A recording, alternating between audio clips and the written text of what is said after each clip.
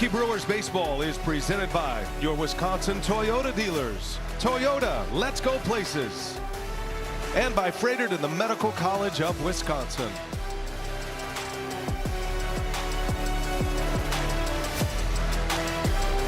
At Gruber Law. Summertime has arrived. June 18th. Summerfest starts today. And what a time to be alive in Milwaukee. Brewers TV presented by Potawatomi Sportsbook. Great crowd filing in. The tailgates are packed. And a festive atmosphere not only around this city but around this ball club. As the Brewers off to their best start in franchise history after 71 games, 45-26. Brian Anderson with Vinny Rottino, our Emmy-winning reporter Sophia Minard. Today's game produced by Dan Keener, directed by Lindsay Ploget. And there's Shane Drowan on his way to the mound. It'll be his fifth start. It'll be his fourth consecutive since taking over for Logan Henderson. Stephen Vogt, two-time American League Manager of the Year, the former Brewer. He has seen his Guardians drop 11 of their last 14 against the Brewers. Guardians have dropped 8 of their last 11 overall, although they're still in a first-place tie in the American League Central. Potawatomi Sportsbook batting order has Bazzana, David Fry, Brian Rocchio at the top with Rhys Hoskins, Kyle Manzardo, and Gabriel Arias in the middle with Fairchild, Watson, and Hedges rounding out the starting 9 for Cleveland. And Vinny set us up with Shane Drowan. Pitched into the 6th last start against the Phillies. He got the loss, giving up 4 earned runs on 8 hits. Thought he pitched better than the line indicated. That was 5 days ago on Saturday. 78 pitches, 51 strikes. Didn't walk a batter, and it was a career high in strikeouts with 7 for Drowan. Let's take a look at that defense brought to you by Landmark Credit Union. Playing behind Shane Drowan for the Brewers. Jackson Churio in left. Blake Perkins gets to start out in center field. Jake Bowers in right. Joey Ortiz at third base, making his first start over at third since the 2024 season. Cooper Pratt, his third major league start at short. Bryce Terang at second. Andrew Vaughn at first base. And Gary Sanchez paired with Shane Drowan behind the plate. Let's check that 4-man umpiring crew. The crew chief is Lance Barksdale. He's behind the plate this afternoon. Will Little over at first base. Ryan Addison is the second base umpire, and the man who had the plate last night, Ryan Wills, over at third. All the pieces in place on a picture-perfect Thursday afternoon for baseball. Travis Bazzana ready to lead off. Shane Drowan ready to toe the slab. Today's first pitch presented by Aurora Healthcare. And Lance Barksdale says play ball, and here we go. First ball swinging, a grounder over to Vaughn, a race to the bag, and Vaughn beats him there. Got to get the blood pumping early if you're Andrew Vaughn. 1 pitch and 1 out for Drowan. And let's check out that Miller Time game plan today for the Brewers. Go deep, Dro. So after the short start yesterday by Brandon Sproat, and they're in the midst of 26 games in 26 days. They're going to have to get some innings today from Shane Drowan. Chad Patrick was used. He's not going to be available in today's ball game. So a little bit of a short pen. So it's Shane Drowan looking to go deep. Facing David Fry, the former Milwaukee Brewer farmhand. Fry's been in right field the first 2 days. He gets to start in left field this afternoon. Guardians are without 3 of their key bats, including their perennial MVP candidate and Jose Ramirez. Chase DeLauder went on the injured list yesterday with a rib fracture. Angel Martinez out with a foot injury, a foot fracture. All 3 of those guys were injured in the same game on Saturday, and that has really left the Guardians a little thin offensively. Already a pretty short offense as it is. And the Brewers have had their way against Cleveland thus far. Beat them 9-4 yesterday. All 4 runs for Cleveland came on 1 swing of the bat by Schneemann. That was a grand slam yesterday off of Brandon Sproat. Brewers won the opener 2-1. And a chance, Vinny, for a sweep here today. Yeah, take advantage of the light offense from the Cleveland Guardians. 28 of the 62 home runs so far on the season from the Cleveland Guardians have come from the bats of those 3 guys you mentioned that got hurt in the same game in the first 5 innings. That game 3 against the Detroit Tigers before they came into Milwaukee. Guardians were rained out Sunday had Monday off, so they had a couple of days off to try to regroup. But it has not gone well for them here in Milwaukee as Drowan walks Fry. And the first base runner of the game will put Shane in the stretch now. It didn't walk a batter in last outing. That's uncharacteristic of Shane Drowan. Curveball below the zone. David Fry didn't bite. It's a matchup of rookies here today. Drowan is 27 years of age. His mound opponent Parker Messick is 25. And these two were teammates at Florida State, 2 years apart, but a couple of guys from Florida State competing against one another on a big league mound this afternoon. A couple of lefties. Parker Messick, we'll take a look at him next. He's been really good for the Guardians. Brian Rocchio with one out and a man on. Brewers have had this incredible stretch here, which started in May, and Vinny detailed the numbers for you offensively in June.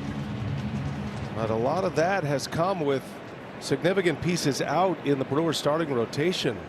Sophia's going to have more on Quinn Priester a little later in the broadcast. Logan Henderson's been out. Brandon Woodruff. There's a wave and a miss. Did that hit him to make it a dead ball? I'm not sure if he swung at a slider right here from Shane Drowan that actually would have hit him, or if it was a foul ball that went into the foot. I think it was a swing and then the ball hit him, which you count the swing first. Right. But to the benefit of the Brewers, you send the runner back to first base. Yeah. Wow. He swung and missed at a back foot breaking ball. That's the double whammy for a hitter. Well, that's got to make you feel good. Look how far he missed that pitch by. That's got to make you feel good if you're Shane Drowan. Hey, my slider's working today. So send David Fry back to first base. And 1 ball and 2 strikes is the count. Rocchio fouls this one back.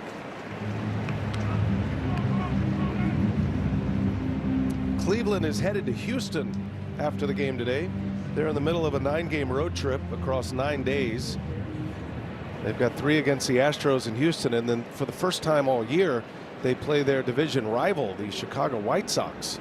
Those two are tied atop the AL Central right now.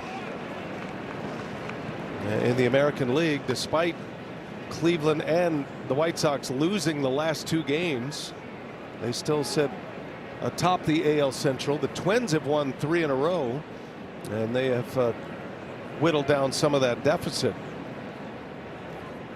It is a gettable division, no matter how you slice it. Rocchio, little flare right to Terang. Good curveball by Drowan. And Rocchio out in front, and there is the second out. And a storyline all year long in baseball is going to be, everyone's going to be scoreboard watching and seeing how far back the Detroit Tigers are. Why? Because they have a trade piece that everyone's talking about in Tarek Skubal. 9 games back in the AL Central. They still are in striking distance, though, in the wild card race. So, I mean, it's a gettable playoff scenario for any team, really, in the American League. Here's Rhys Hoskins with 2 away. I noticed Matt Arnold has been getting a lot of free advice online and on social media and on the talk shows about who the Brewers should acquire. Tarek Skubal's name comes up often. I could see Detroit fighting their way back in the race, though. Remember where Cleveland was last year, right? About this time. 15.5 back in happens. July. They end up winning the division.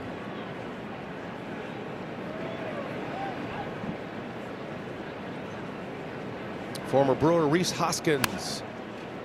And a pop up into foul grounds, maybe close. Vaughn's going to give it a look, and he's got it, and the inning is over. A 1-out walk. Drowan leaves him stranded at first. Guardians failed to score. Now the Brewers coming back for the first time. It's Miller time. Christian Yelich ready to lead off for the Brewers as we head to the bottom of the first inning on this Thursday afternoon. Potawatomi Sportsbook batting order with Yelich, Chourio, and Terang starting it for Milwaukee. Parker Messick on the mound for Cleveland. Vinny, this guy has been one of their best pitchers this year. No, they're 9-5 with Messick on the mound. Pitched last Wednesday, the worst start of his career against the Yankees, giving up 5. 4 of those runs were earned. Needed 100 pitches to get through that start. He's got a 6-pitch mix, but most of his success comes via the 4-seam fastball. He's got an exceptional changeup, maybe the best changeup in the game, BA. Yelich, hot ground ball, nicely played over there by Arias, and Yelich, who's been swinging the bat so well in this series, grounds out to start the game. How about the Guardians defensively, Vin? David Fry gets the start in left. Stuart Fairchild back in center. Khalil Watson making his major league debut in right field, around the infield, third to first. Arias, Rocchio, Bazana, Hoskins at first base, and then Austin Hedges doing the work behind the dish. We've had 3 major league debuts in this series, and Khalil Watson becomes the latest. Jackson Chourio, the reigning National League Player of the Week, co-player of the week with Jacob Mizorowski, and the numbers are tremendous across the board. Remember, Chourio missed a little over a month with that hand fracture, breaks his bat on a hop to Bazana, and there is out number 2. And we had you don't really see Jackson Chourio break too many bats. Why? Because he knows how to barrel up the baseball as good as anybody. Did he hit that ball twice? Hit it twice. The TC Chen, we call it. Was that a golf thing? That's a golf thing, yeah. You're on a need-to-know basis, Vinny. Here's Bryce Terang now. Yeah, the replay speeds that we can offer you now with this incredible technology on television can detail the ball actually hits the bat twice on that scenario. And I remember the first time I ever saw it, Hunter Pence in the World Series on what we used to call Phantom Cam. We didn't know the ball used to do that off the bat. You guys kind of felt it in your hands, but you get a base hit off like that. Base hit off of I it? think Hunter Pence got a base hit off it. Yeah, check this out. So watch the first contact there, boom, and then the whip of the broken bat head sends it out to shortstop. Pretty cool. Yeah, amazing. You had to have bat speed in order to do that, though, so I never felt that. So you never really experienced that, huh? You broke a lot of bats, but didn't hit it twice. Terang pulls one. Nice play over there by Hoskins. And Reese will go to the bag. It's a 3-up, 3-down inning, 3 ground ball outs. It's going to be that kind of day. A pitcher who works fast in Parker Messick, as does Shane Drowan. Lee got support.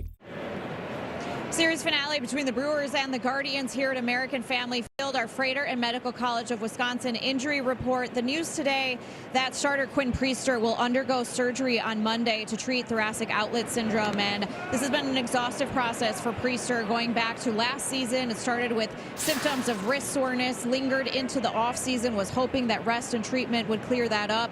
That continued into spring training, and it's just been stops and starts for him as he's tried to rehab and really tried to exhaust every option to avoid this surgery. But now that surgery has been scheduled for Monday in Dallas with Dr. Gregory Pearl, a thoracic surgeon. And speaking to Priester, it's been a lot on him physically and mentally to try to get through this process, but ultimately knows that this is the right decision. And he said, I'm 25 years old. I'm going to go through this surgery, going to go through the rehab, get ready for 2027, and hope for a lot of good years of pitching ahead of me. So it'll have the surgery on Monday. It'll be about 3 months before he can pick up a baseball, start playing catch again, and then start that rehab process for next season. So certainly disappointing for Quinn Priester, considering how well he pitched last season. Was hoping to build off of that momentum here this season, guys, but ultimately just not to be. So we're looking forward to seeing Quinn Priester back next season. Yeah, disappointing news, obviously, mostly for Quinn, but of course for the Milwaukee Brewers and the organization. Other guys will pick him up, certainly, but he's 13-3 last year, had a phenomenal season, kind of really established himself as a force, not just a starting pitcher in the major leagues, but a force in the major leagues. And 4 more years of control after this season, so he'll be back. Yeah, and he'll be right back into the rotation once healthy. It's a right choice. Get yourself right, get healed up, get that surgery done. He'll be a new man when he comes back next season. Manzardo hit by a pitch to start the inning. Arias at the plate, drove in the lone run in game 2 of this series, or game 1 of this series, I should say, on Tuesday. That was against Aaron Ashby. Arias, coming up from the minor leagues, was slated to be their starting shortstop, and he lines one into left field, base hit. Manzardo with a wide turn around second base, close play there. And Arias continues to swing a good bat. He was hot in the minor leagues at the time of his call-up, and he has stayed that way. Yeah, he missed 2 months with a hamstring injury, and he's come back swinging the bat well here for the Cleveland Guardians. They need offense from somebody. Arias is providing it in the series so far. Heads up throw right here from Jackson Chourio, just offline. Otherwise, perhaps Manzardo would have been out at second. So first and second, nobody out. Here's Stuart Fairchild.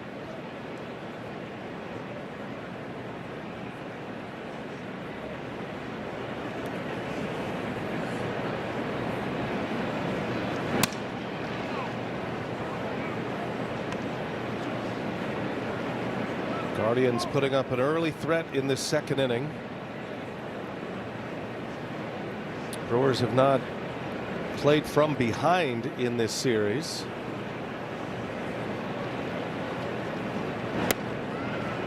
There's a strike. Breaking ball looks good right now. The curve and the slider for Drowan. I'm actually a little bit surprised that Stuart Fairchild hasn't thought about squaring around, bunting, getting something going for the Cleveland Guardians. I know it's the second inning, maybe playing for a big inning, but you need some momentum, especially with Parker Messick on the mound for them, trying to salvage the series. But Fairchild swinging away. Guardians are not scoring runs right now. It's one of the worst offensive teams in the American League. And then losing those 3 big pieces, they are searching for someone to step up. Fairchild gets a start in center field today. Khalil Watson is about ready to make his debut. That could go into the thinking of perhaps dropping a bunt down. You advance the runners, and now you got a guy coming up making his major league debut. A lot to put on him. 2-2 the count. And he got him. That's what he needed. Drowan gets the strikeout. His first K comes in a big spot here. First out of the second inning. Third time in this series that the Brewers pitching staff has been able to drive a fastball right through the glove to get Stuart Fairchild swinging and missing with 2 strikes. Attacking him with heaters late. Good pitch from Dro. All right, now Khalil Watson. The third MLB debut this series. Pratt, Espino, and Watson. He's got the show cleats on, that's for sure. He is easy to spot out there. Yes, sir. Why not? And the 16th overall pick in the 2021 draft by the Marlins. He was a small piece in a deal in 2023 where Josh Bell went over to the Miami Marlins, and this kid came back. Never got his footing in the minor leagues with the Marlins, so they decided to move on. But he's number 12 prospect for the Guardians right now. Started as an infielder, has since moved to the outfield. That's a challenge. ABS challenge powered by T-Mobile. And Elgary successful in his first challenge with the crew chief behind the plate. He's not shy to do it.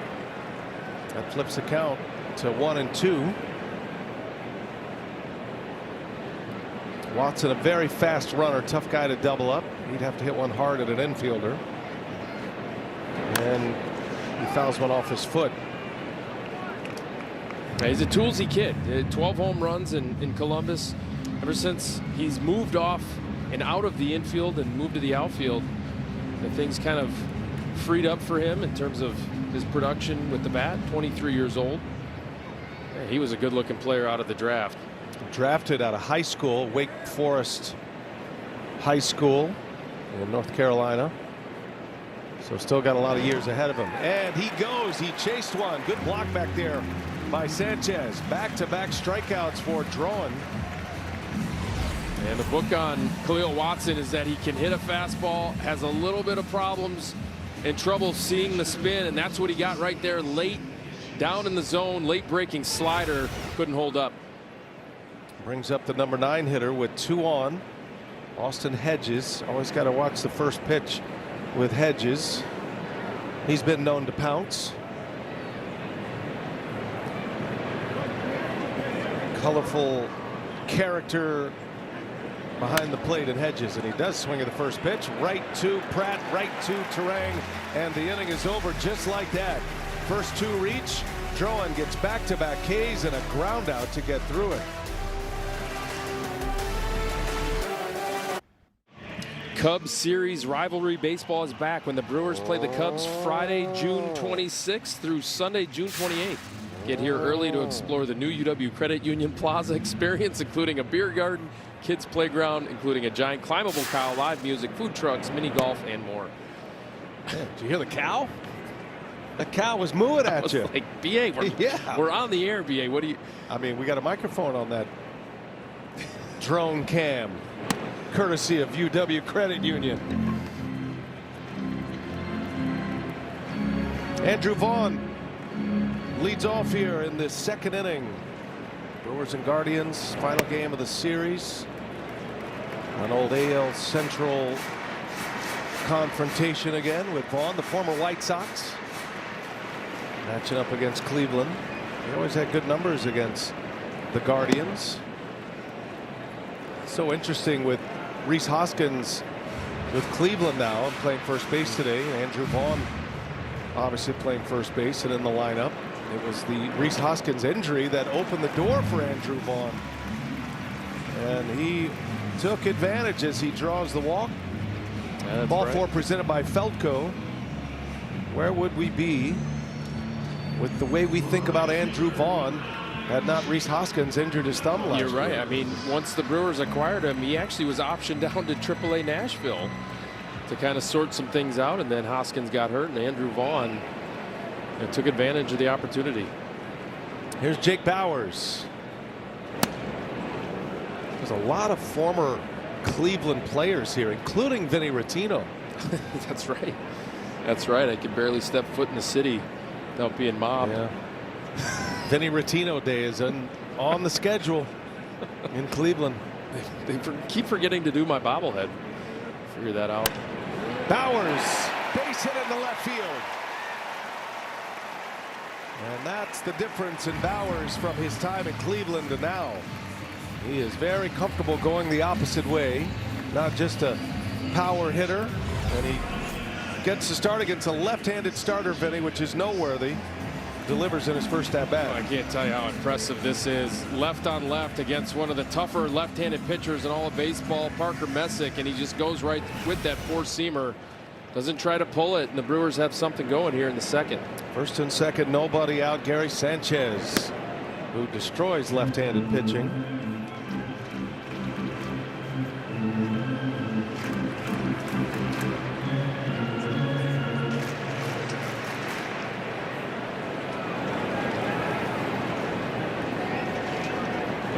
Sanchez up the middle, and it's through for a base hit. They wind him up. Here comes Vaughn. Over to third goes Bauers. He's safe. Run scores. Gary Sanchez with an RBI single.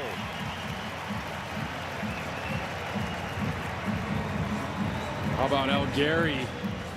Driving that changeup right back up the middle. This is an exceptional changeup right here, but this one stays up a little bit, enough for Gary Sanchez to drive it right back up the middle. This is brought to you by Wirecam from Potawatomi Sportsbook, and Travis Bazzano almost got to it, couldn't keep it in the infield, and that's why Andrew Vaughn's able to score. And a close play over at third base, very close. Stephen Vogt decides not to challenge. Arias put a little deke on Bauers coming in as if there was going to be no throw, and at the last minute he snatched it out of the air. Almost got him an out. Good start. Brewers have been playing from in front this entire series. And they strike again first here today. Blake Perkins, who hit that key home run against Christopher Sanchez against the Phillies this past Sunday. That helped the Brewers secure a series win against Philadelphia. Back in the starting lineup for the first time since. That was a career day for Blake Perkins. He's now 5 for 6, no 6 for 7 against one of the best pitchers in baseball, Christopher Sanchez, in his career. Facing another left-hander here.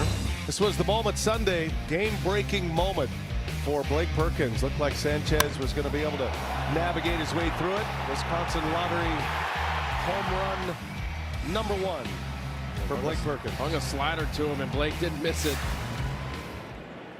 Made it 5-0. 3-run blast from Perk. He's got 2 on here. Nobody out.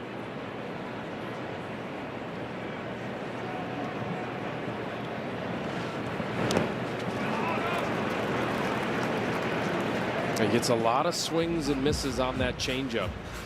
Been talking about that changeup, 86, 87 miles per hour. He throws it with a lot of aggression, a similar look to the fastball. The Brewers are doing a good job of laying off it so far when it's below the zone. 2-2 on Perkins, and he lays off. Count goes full.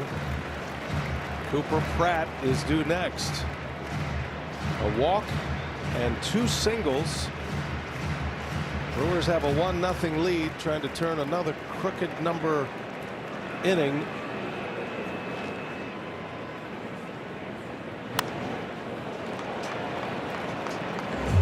This is where the Brewers have thrived all year, scoring 3 runs or more in a single inning. They've been among the major league leaders in that category from the first week of the season. And why is that? Because you have guys like Blake Perkins, who's not having his best offensive season, grinding out an at-bat right now. So tough on pitchers. Ground ball, third base. Arias coming to the plate. Bowers is out. Hedges taking a little contact from Bauer, sliding in. Hedges came from the front of the line to the back to the foul territory side, and Bowers had to redirect his slide, actually sliding right into him. The headsy play right here by Arias. Just missed hitting Bowers on the shoulder. Headsy, but also a little bit risky not to try to go for the double play. Just missed Bowers from hitting him in that shoulder, but I mean, you automatically run in that scenario to stay out of a double play. right. Still a big inning threat is available. Here's Cooper Pratt now. First and second, 1 out. Pratt shows bunt. It's strike. Perkins does have great speed. He's a tough guy to double up. So Arias deciding to try to cut down a potential run instead. Oof, big cut by Pratt. 0-2 the count. 96 miles per hour for Messick with the fastball velocity. Attacking Cooper Pratt so far in this series are the Guardians with fastballs early. Look at that arsenal and the velocities from Parker Messick.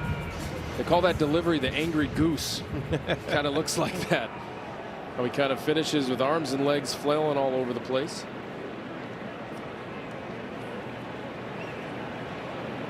Here's the 0-2, and Pratt down on strikes. Climbed the ladder, 96 with a fastball. And Cooper Pratt, a strikeout victim. And just above the top rail, actually. See how he backspins that four-seam fastball. And Cooper Pratt makes a late decision. Swings underneath it. First strikeout for Messick. Here's Joey Ortiz. First start at third base of the year, and the first start at third base since the 2024 season when Willie Adames was the everyday shortstop. Adames signed that big free agent deal with the Giants. A lot of discussion prior to last season. Would it be Ortiz or Terang to start at short? It ended up as Ortiz, Terang staying at second base. And now Joey finds himself back at third, where he thrived in 2024. Came to the Brewers from the Orioles. He was part of that Corbin Burns deal. He was a shortstop in Baltimore, but a player who could play third, could play second. Excellent defender. Well, Joey Ortiz is going to have a long and prosperous major league career because of that glove. You kind of think of him a little bit like Miggy Rojas with the Dodgers. He's going to be a utility player from here. As long as Cooper Pratt is healthy, he's going to be a utility player around the infield, and he's going to be a useful one. He's got a 3-0 count, number 9 hitter, and no green light. He'll take it. So it is a bit of a transition moment. You never know how Pratt's going to fare, and they're hoping he is the shortstop for the Brewers the next 10 years. But for Joey Ortiz, he's been an everyday player the last 2 seasons, and you know, writing is kind of on the wall that he's now going to be a utility man, a platoon player.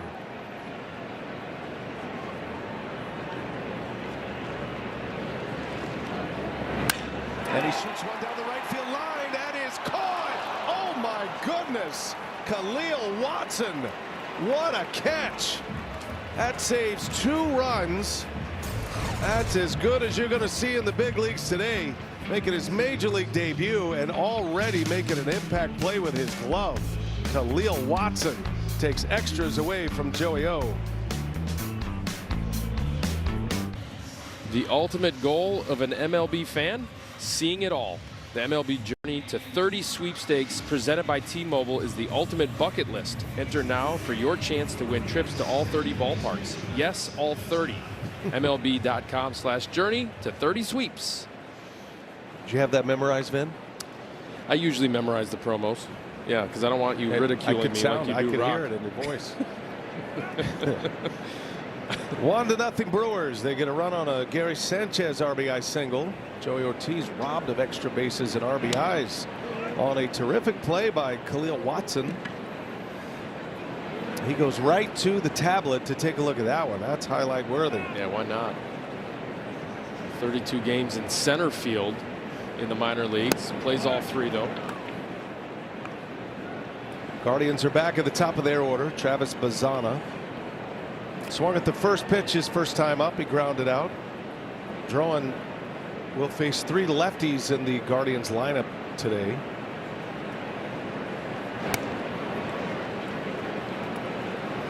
First time through, a walk, a hit batter, and a single for the Guardians.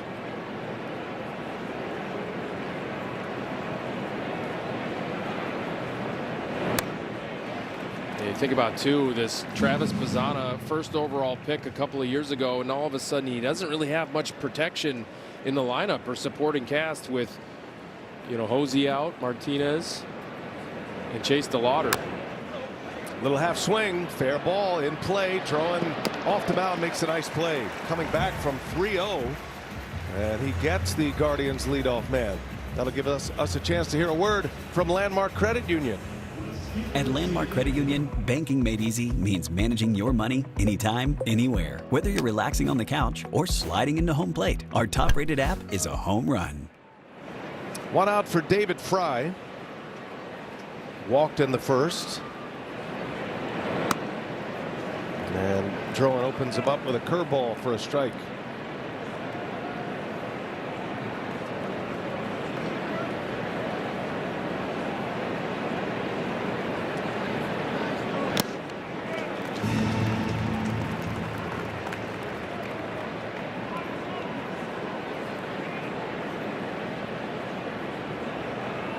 Drowan's fastball sitting at a good number, 95-96. Tells you he's freed up. Pitched great out of the bullpen for the Brewers. He did make a start. We'd call it more of a spot start in his debut back on the 8th of April. But this is his 5th start, but his 4th consecutive as a member of the rotation. He went into the rotation for Logan Henderson. So he's proven he can be effective in the pen. Brewers are hopeful to get Henderson back at some point. Brandon Woodruff is going to be the first to come back. Sophia gave you the news that Quinn Priester is out for the year now. He's going to have surgery, but Woodruff is close to returning. And decision time on whose spot in the rotation he will take. Having some fun with Wild Bill. Woodruff is such a presence when he is with the ball club, and he's a bigger presence when he's pitching. We talked about this a little bit yesterday, but I know Brandon is eager to get back on the mound and start contributing on the mound. Went 5+ innings in a minor league rehab game. It's a broken bat, foul ball. Fry's going to need a new piece of lumber. Count remains at 2-2. The only organization Brandon Woodruff has been with is the Milwaukee Brewers. Drafted, developed, spent his entire major league career so far with the Brewers, and you got to believe that, you know, he is chomping at the bit to get back, because this is probably the best Brewers team that he's been a part of, on pace for 103 wins at this point. And as well as they're playing, he knows that, you know, the team needs him and needs his innings.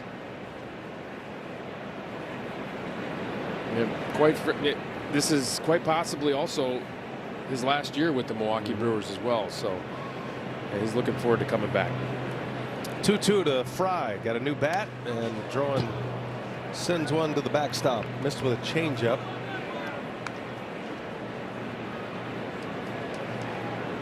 This will be pitch number 9 of the at bat. Fry saw a lot of pitches last time up. Ended up with a walk. In the air, left center, hit well, and it is going to be Chourio, and it's up and out. He just mistimed his leap. David Fry has tied it up. It was close. Chourio got to the wall and gave it a good effort, but Fry hit it just far enough. His 4th home run of the year, and it makes it 1-1. His 4th home run and his 9th RBI in 9th pitch of the at bat. You could sense that Shane Drowan and Gary Sanchez just wanted him to put it in play, and Jackson just misses this ball. Kind of jumped with that glove, kind of scraping the top of the wall, which I think cost him the catch. Yeah, the glove hit the wall. The angle of the jump. Chourio has not yet gotten to the level where he pulls home runs back. He's so athletic, they think he will. He works a lot with Blake Perkins and Sal Frelick on that, actually, who are very good doing that. But you could see him kind of drifting to the wall, and that created the angle. And his glove makes contact with the ball first. Otherwise, he would have been right there. Rocchio is having a tough time with that Drowan curveball. You got to know where you are, and it's just a feeling when you get back to the wall. It's a trust factor. Jackson Chourio, he'll get it. Still 22 years old. Little flare, long run, and that's going to fall for a base hit. And Rocchio just serves one into no man's land, and it's a single with one away. Let's take another look at that home run against the wall, up against the wall for Jackson Chourio. 9th pitch of the at bat, and David Fry gives it a ride. Chourio back there, but he kind of drifts, and then that glove just kind of ran right into the top of the wall. Just sneaks over his glove.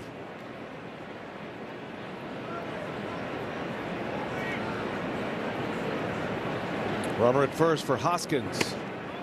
It's a 9-foot wall all the way around, so this is a ballpark that is conducive to the home run robberies. Robin Yount was part of the design of the outfield, especially in center field, but when this ballpark opened in 2001, he consulted on that, and that was part of the equation. The discussion was, do we want a tall wall like you see in Cleveland or Fenway, obviously, or do you want a wall that you can, the athletic outfielders can go up and pull home runs back, those dramatic home run robberies. This is one of those walls that allows for that.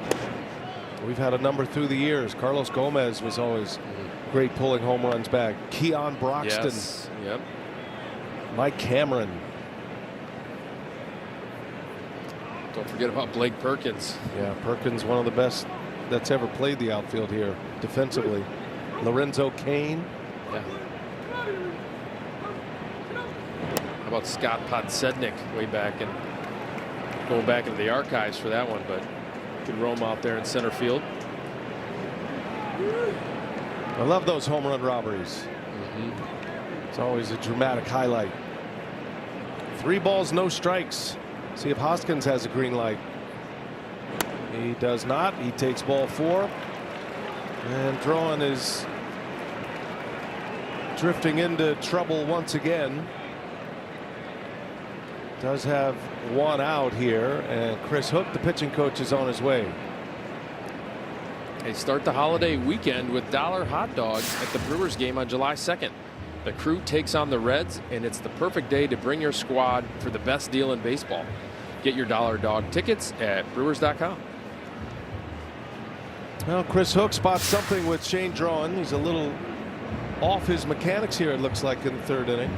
He's frustrated with himself as well. You don't really ever want to show that to the opposing hitters. They kind of are able to dig in those scenarios when you're kind of showing that bad body language after a mislocation. But his mechanics are a little bit out of whack here in this 3rd. Some encouraging words here from Chris Hook.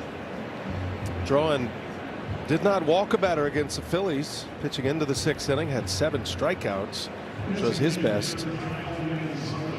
And already 2 walks and a hit batter in this game. Let's see if he can dial it in here.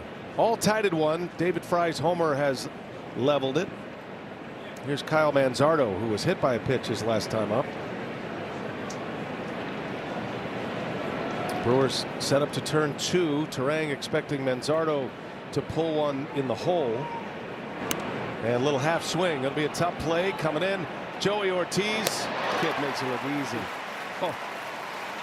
There's the benefit of having Joey Ortiz slide over to 3rd base, is you're going to get Gold Glove caliber defense at the hot corner.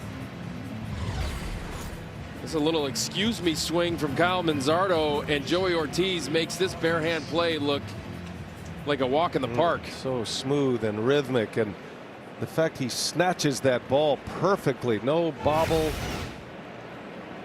What a defensive player he is. He is nice at 3rd base. So 2 outs, but now runners at 2nd and 3rd. Arias on the first pitch fouls it away. This is the one guy who is hot at the plate right now. Singled his last time up. Had a couple of hits on Tuesday. Was out of the starting lineup yesterday.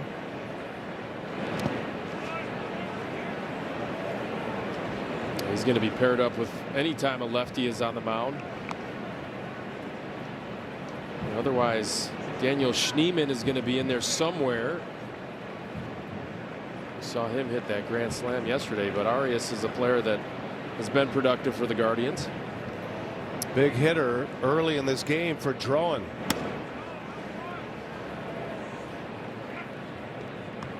Arias had a hamstring injury early in the season.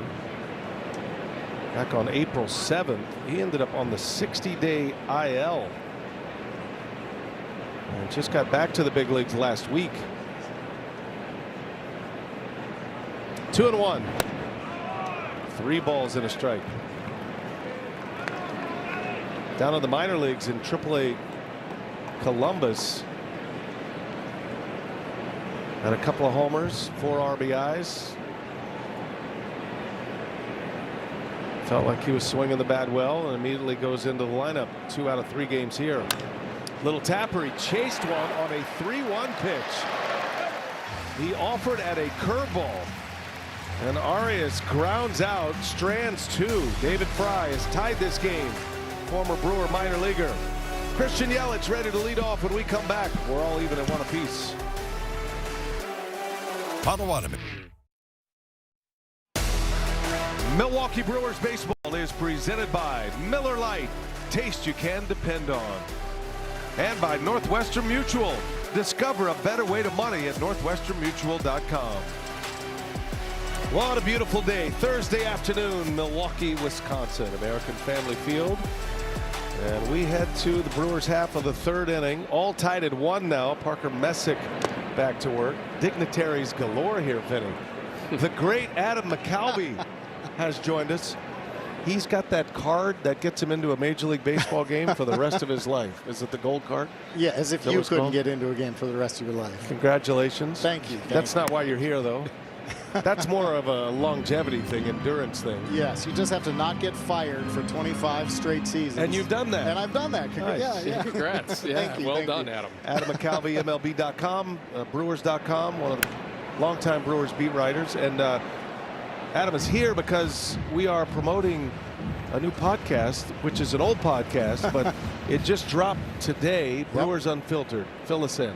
Well, it's the Sophia Minnaert show. Really, she's the one who holds it all together. Me, Sophia, and Tim. Here's Yelich into deep right center, and one hops out. You're already off to a good start, Adam. Hey, thank you very much. I'm here to help. Yeah, me, Sophia, and Tim. Christian Yelich, a multi-time guest on the podcast. But for this first one back, we were trying to think of who we haven't had on, who is, really interesting storyteller and a part of this season, and Aaron Ashby was a really great pick, and it turned out really, really well. I think people will love hearing his story, chance to talk to him in an extended fashion. So he doesn't believe us, but he was our first pick, and he said yes. Did he talk about his wins and not liking the nickname and the moniker of the Vulture? Yeah, but you know what? Brent Suter, he fought that for a long time, and then you can't fight that forever when you're out there in the bullpen. You're going to hear it. You might as well embrace it. So I think he has. So we talked about that. We talked about the Andy Ashby confusion with his uncle Andy, which I screwed up even thinking about it. And he's just a really, really thoughtful player. He's one of my favorite interviews, and we get to do that in the clubhouse before games, after games. I don't think fans really get with a lot of the relievers. You don't get to hear from them for long stretches. So this was a good kind of 25 minutes or so of just hearing his story, and it was a great way to restart this. Churio, a swing and a miss. He strikes out. Adam and Tim Dillard makes cameos, and Sophia on the podcast, Brewers Unfiltered, drops today wherever you get your podcast. Yep. And it'll be a good run. So who's next on your list? I mean, do you have a list assembled of guys you want to talk to? Well, Ken Spindler, your boss, is working with us on this, and he has some ideas, and Claire, who works in the broadcasting department here. So we're going to work on some. I mean, Cooper Pratt is such an obvious one. If anyone has seen him, I mean, he is a great storyteller. You want it on video because he's so animated. He's so new. It's like having a kid come up here into the clubhouse and start telling stories about what it's like to play Major League Baseball. It's invigorating for everybody, and call-ups are so great because they are so uniquely baseball. Like if you're Cooper Pratt in the NFL or NBA or NHL, you go straight to the big leagues, so to speak. Here, we kind of have to wait for these guys, watch them earn their way up, and then when they get here, it's so special. So it's for him, obviously, and his family, incredible. But for all of us, he sort of like juices you up a little bit about what this is all about. And for Cooper, I'm sure he's getting requests all the time, right, for media requests. But what is that process? How do you guys actually pull the trigger and fire that bullet in terms of asking him to be on the podcast? You just go right up to him and ask him? Or well, do you walk up to him in the clubhouse and you say, Cooper, Sophia does this podcast. Go through Sophia. That runs. Makes sense. She runs the front. Yeah. You can get anybody to do anything you want as long as you say Sophia's involved, because she's signed off as Terang strikes out. Back-to-back Ks here for Parker Messick. All right, so I always love talking to Adam about things going on around baseball. You get the perspective of the national side too, but what is the buzz around the Brewers from all of your colleagues around baseball? What are the things you get asked the most? It's the same question as the last couple of years. How are they doing this again? What sorcery is involved? They're down their top two starters. For a lot of the first month plus, they're down three of their starting position players, three of the top five hitters in the lineup. And here they are. They're doing it again. And it's Jacob Mizorowski taking a step forward, and Jake Bauers a huge step forward. How many clubs would keep giving Jake Bauers those opportunities to come into his own? The land of opportunity, Pat Murphy says, and there's something to that. Yeah, it's about 3 or 4 steps forward for guys like Jacob Mizorowski and even for Jake Bauers. But is it so? This team's on pace for 103 wins. We were just talking about that up here. Is this the best Brewers team that you've seen? I mean, you've seen it all, right? Well, I mean, with this team, I haven't mean, seen last it all. 20. How many years now with the 20? This is season 26. 26 so it's been a while. Yeah. You know, they had some special teams. 18. 08. They've had some teams that were a lot more veteran. Right. This club is just so young. Credit to them for piecing together the pitching the way they have, with Woodruff now on the cusp of coming back. It sounds like Quinn Priester told us this morning he won't be coming back this season.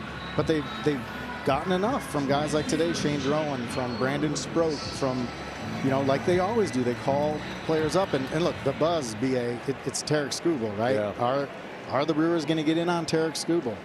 But they have resisted that. CC Sabathia notwithstanding, which turned out pretty good. They have resisted kind of those all-in type moves in favor of going for the long game and having all of these prospects at your disposal. When you need a Cooper Pratt, you think you can help, you go get them. That's the calculus Matt Arnold and his team will have to make over the next month. And I don't envy that, because you know what the fans want the Brewers to do. And I don't know that that's always the smart thing to do. And this organization, more often than not, has tried to do things very wisely, kind of with the long game in mind. So that's going to dominate the next couple of weeks for us over in the writer's wing in the press box. 1-1 to Bauers. Fights out with all foul. Got a moment here in the 3rd inning. Leadoff double by Yelich, automatic double. Started the inning. Back-to-back strikeouts of Chourio and Terang. And then Messick got behind Vaughn. They went ahead and just intentionally walked him to set up the matchup. Bauers gets to start against a left-handed pitcher today. He singled off Messick last time up. Now he's in a hole 1-2. 1-1 game in the 3rd, and that is going to get by. It's a check swing, and it'll be a wild pitch. So both runners advance, and now a base hit could deliver 2 runs. Let's take a look at that replay. Gets by one of the better defensive catchers in all of baseball, Austin Hedges, just kind of squirts away as he blocked that with that chest protector. Didn't get in front of it fully.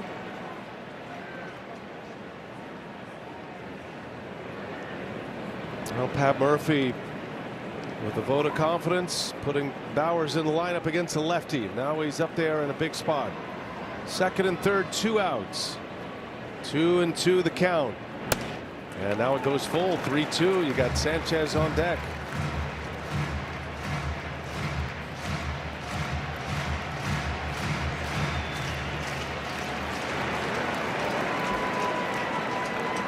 Messick deals a 3-2 and a swing and a miss.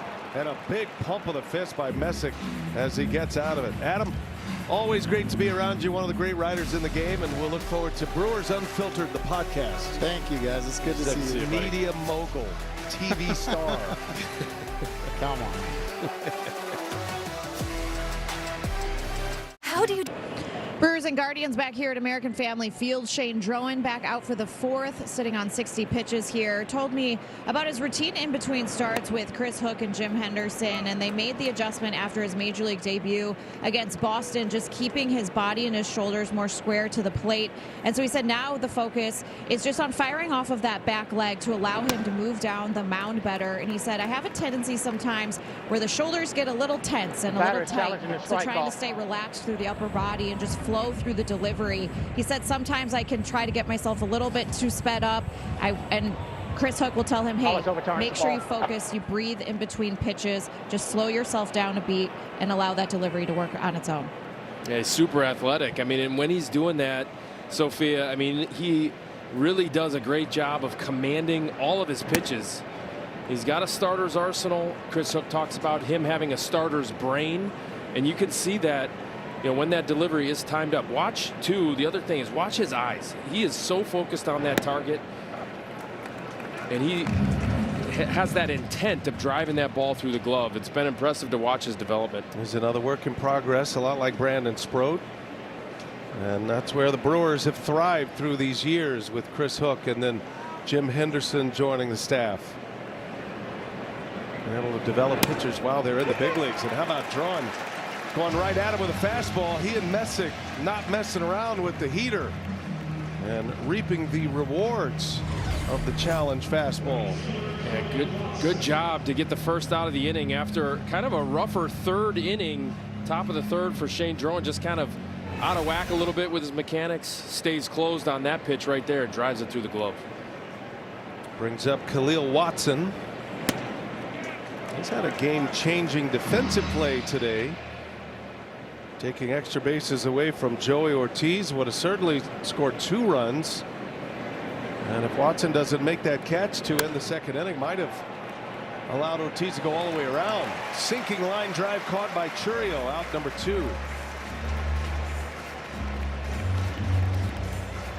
Watson in his first game in the big leagues. He's 0 for 2 at the plate. And here comes Austin Hedges. Yeah, just watch the eyes of Shane Drowan. He's going to pick up the target. Gary Sanchez gives him a nice big target of where he wants the pitch, but he has got so much focus. And that's certainly something that helps Shane Drowan. Chris Hook is a big believer in that. Guys picking up the target with their eyes, with their head early in their delivery. Hedges, number 9 hitter. Drowan could use a quick inning here. And he's got Hedges 0-2. Hedges was the last piece to the puzzle in the second. Guardians put 2 on, nobody out. And then Drowan had back-to-back strikeouts. Got Hedges on the first pitch to ground out to end the threat. Only run on the board was a David Fry homer last inning. And Drowan stranded runners at second and third last inning.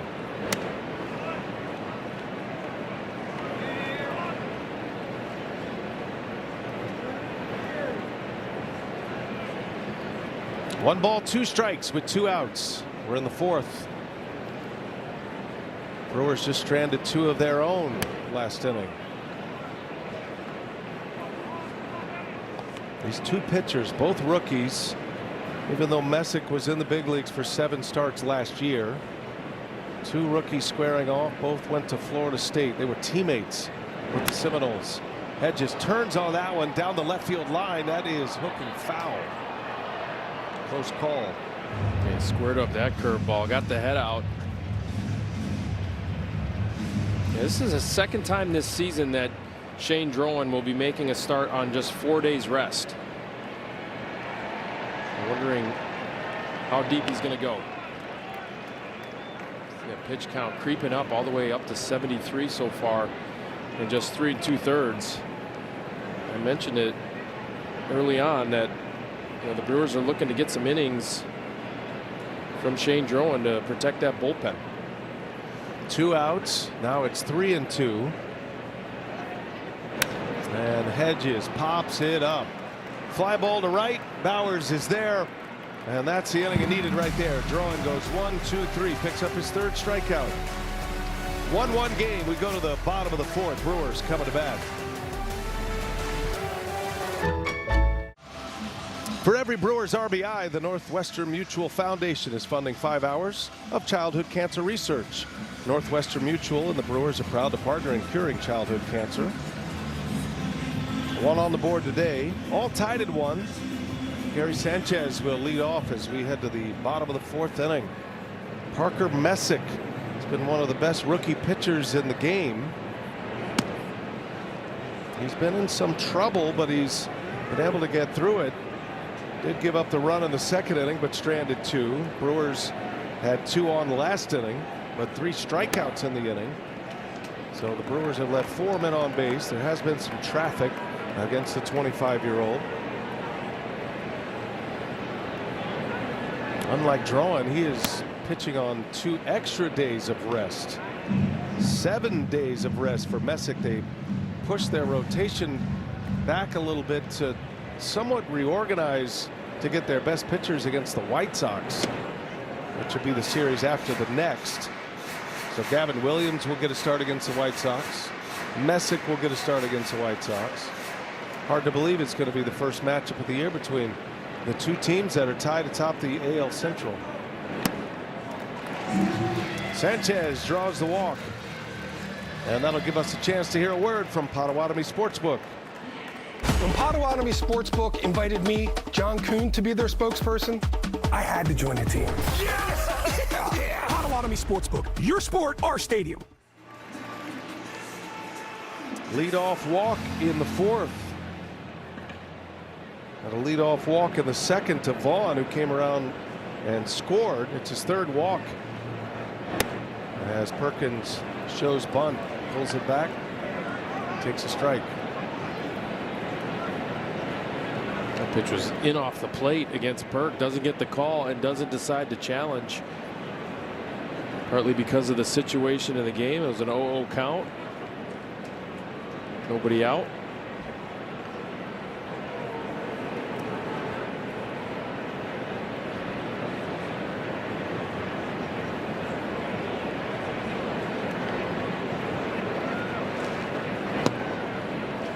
The Brewers have done a good job against Parker Messick, who gets about a 41% whiff rate on the changeup, of not going ahead and swinging out of the zone on that pitch. Brewers lead the league in not chasing pitches outside the zone. Best in baseball. And Perkins down the left field line. That is a fair ball. And it gets by Fry. Sanchez lumbering around third. He'll be held up. It's a double for Perkins.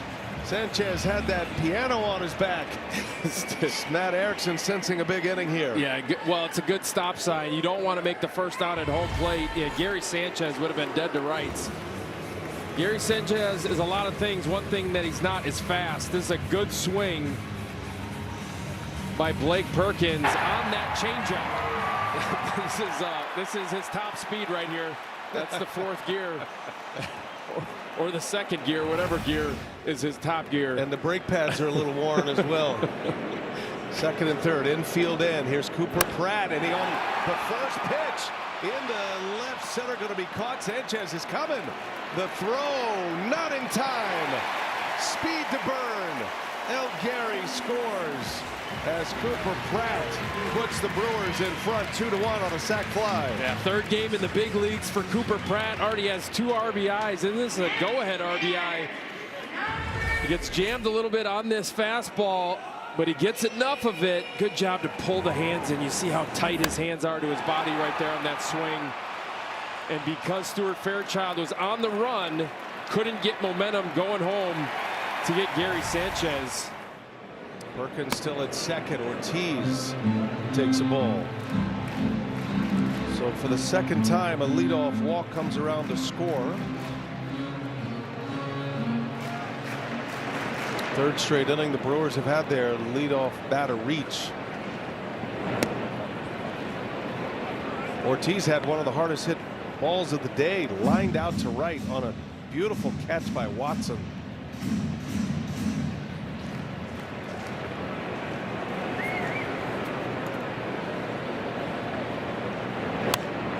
Ortiz thinking opposite field here, and he fouls it back. 1-2 the count on Joey O.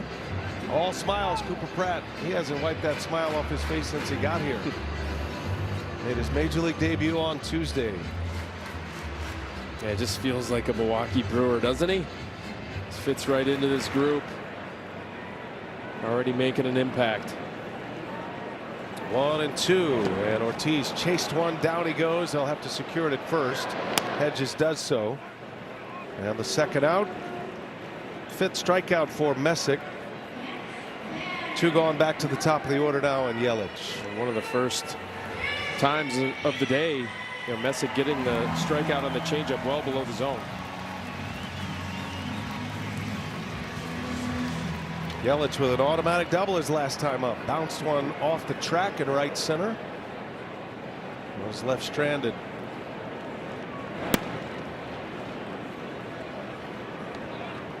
Yelich is in one of those grooves right now where he's hitting the ball hard. Even his outs are firm. Led off the game yesterday with an opposite field home run. Also had an RBI single in yesterday's game.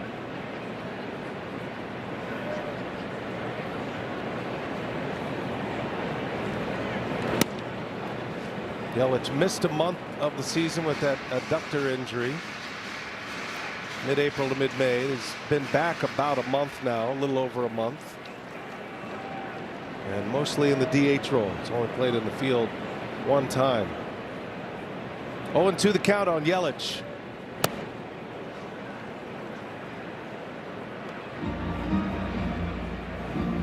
We talked about how hot this Brewers offense is in the month of June. Christian Yelich hitting over 300 in the month of June, 312 to be exact.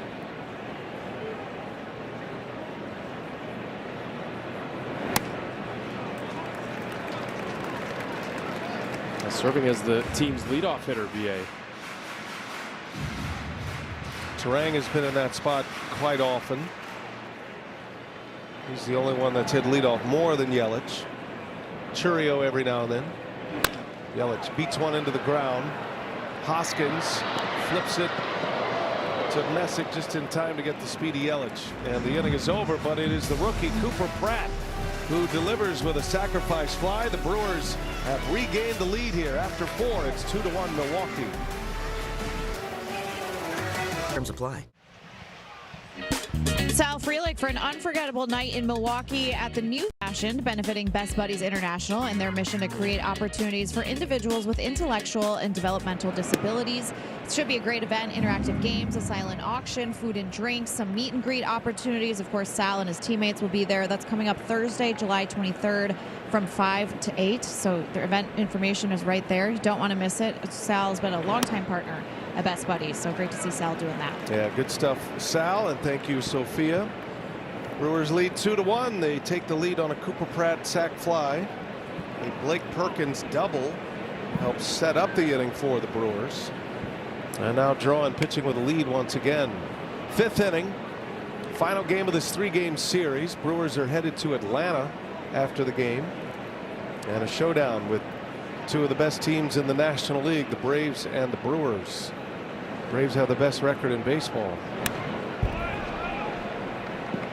It'll be 3 in Atlanta, 3 in Cincinnati, and then the Brewers will have an off day. They start up a key series against the Cubs. Got a homestand against the Cubs and the Reds, 7 games in all. 4 against the Reds, 3 against the Cubs. Start the next homestand. That'll be June 26th, by the way. Start of the next homestand. The Brewers have 26 games the next 26 days. That includes a doubleheader in St. Louis on July 7th. So that'll be a 5-game series in St. Louis. Go from Arizona to St. Louis for 5 and then to Pittsburgh. That leads into the All-Star break. That is going to be a defining road trip for Milwaukee.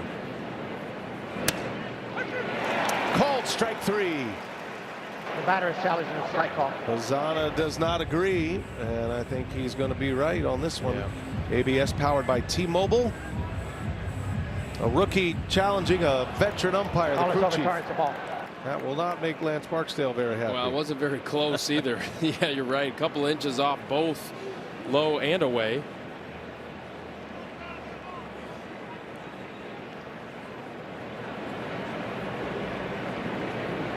So 3-2 the count, and Mazana draws the walk.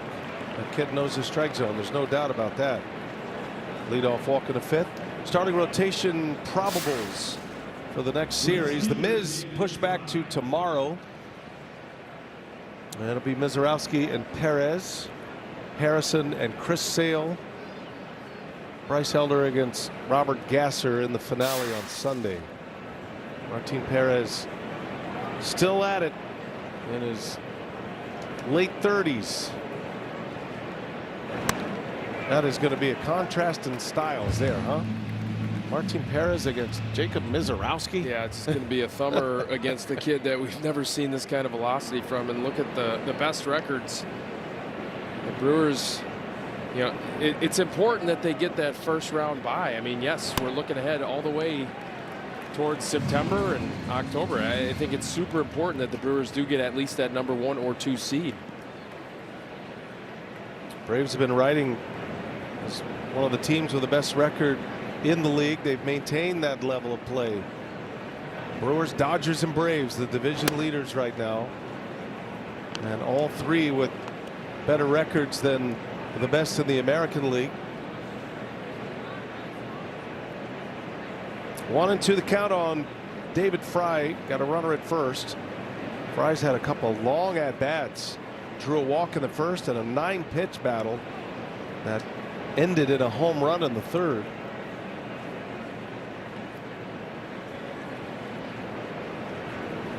Guardians have had a lot of opportunities with runners on base today. Only been able to cash in one.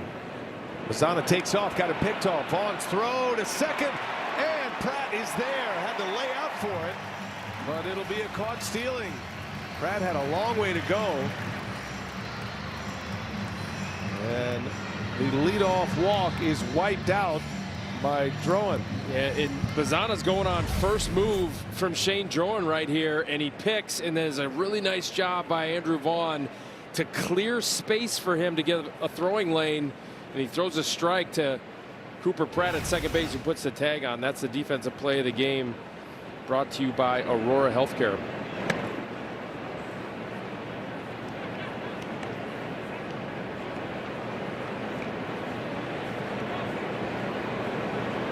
All the pitches that Fry has seen, he's in a 2-2 count here. He's been to 2 strikes in every at bat thus far. There's a pop-up foul territory going to be in the seats.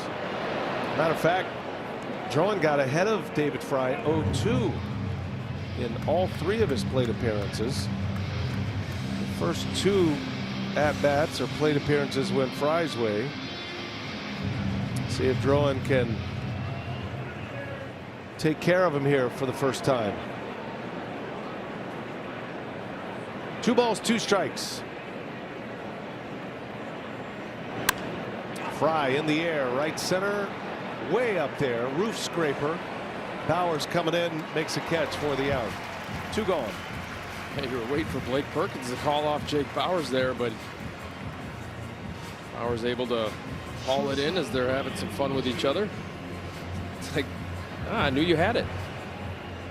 Fielding percentage. Blake said, "Where were you?"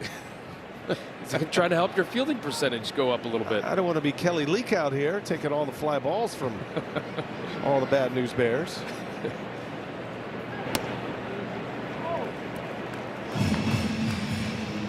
Cut fastball for strike 1 against Rocchio. Rocchio has had trouble with Drowan's breaking stuff today. First at bat for Rocchio, he actually swung at a pitch that hit him. Yeah. Back foot breaking ball. Rocchio did have a little flare single his last time up. He does not look comfortable, however. Kunal in the bullpen just in case. See if Drowan can get through 5. Rocchio sends one up the pipe in center field. This time Perkins almost standing in his tracks. Leadoff walk wiped out with a pickoff and a caught stealing. A 0 for Drowan. Brewers lead 2-1. Drone cam courtesy of UW Credit Union, giving us great looks at American Family Field. Big Thursday afternoon crowd. Brewers lead 2-1. Going for the sweep here today of the Guardians. Parker Messick has been able to pitch around some trouble. He has given up the 2 runs, gave up 1 in the second on an RBI single by Sanchez. Cooper Pratt got him for a sac fly last inning. Churio, Turang, and Vaughn coming up for Milwaukee. 25-year-old rookie lefty Parker Messick. Right now he's second among rookies in wins in the American League. He's second among rookies in ERA and 4th overall in ERA in the American League coming into play today. 6-3, 2.68 ERA, but has endured back-to-back losses, Vinny, where he gave up 7 earned runs across his last 11 innings. First time in his career he's given up back-to-back losses for the Guardians. It's been between him and Gavin Williams that's been able to hold their starting rotation together. Those guys have been really good. He's got a really funky delivery, doesn't he? Yeah, he has got a special fastball. Opposing hitters really struggle with that pitch, and that has been his go-to pitch. He strikes out Chourio for the 2nd time on the fastball. Well, he hides it so well, and he kind of short arms it. It's that flat approach angle into the zone, and one of the best fastball hitters I've ever seen in Jackson Chourio can't catch up to it. I call that delivery hideously beautiful. Watch how he releases the ball. He got arms and legs flailing all over the place. The angry goose. That's a good one. If you've ever run across an angry goose, you know exactly what that looks like. There's another fastball. Opponent's hitting just 161 on Parker Messick's fastball. 4 of his 6 strikeouts have come on the heater.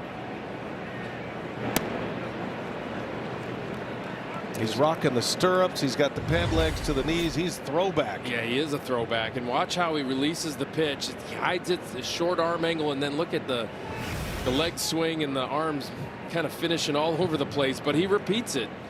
A better athlete than he looks like he'd be. Stuff flying everywhere. Socks are falling down. You think he's rocking sanitary socks? He's got sanitaries on. The old sandies. Yeah. That was the little thin sock that goes over the other sock when you wear stirrups. Swing and a miss. Again with the fastball, he strikes out Terang. Well, what's impressive about what Parker Messick is doing in this outing, he's getting stronger as it goes, but the Brewers, he can sense that the Brewers are kind of keying on that changeup down in the zone, not to swing at it. So what is he doing? He's throwing that top rail heater that Brewers cannot catch up to. He's got a little extra juice on the velocity too. 97. Averages around 93 on the fastball velocity. Here's Andrew Vaughn. First ball swinging, line drive to right at Watson, and that's a tidy inning for Parker Messick. Stuff flying everywhere. Messick with 7 strikeouts, but the Brewers in front 2-1.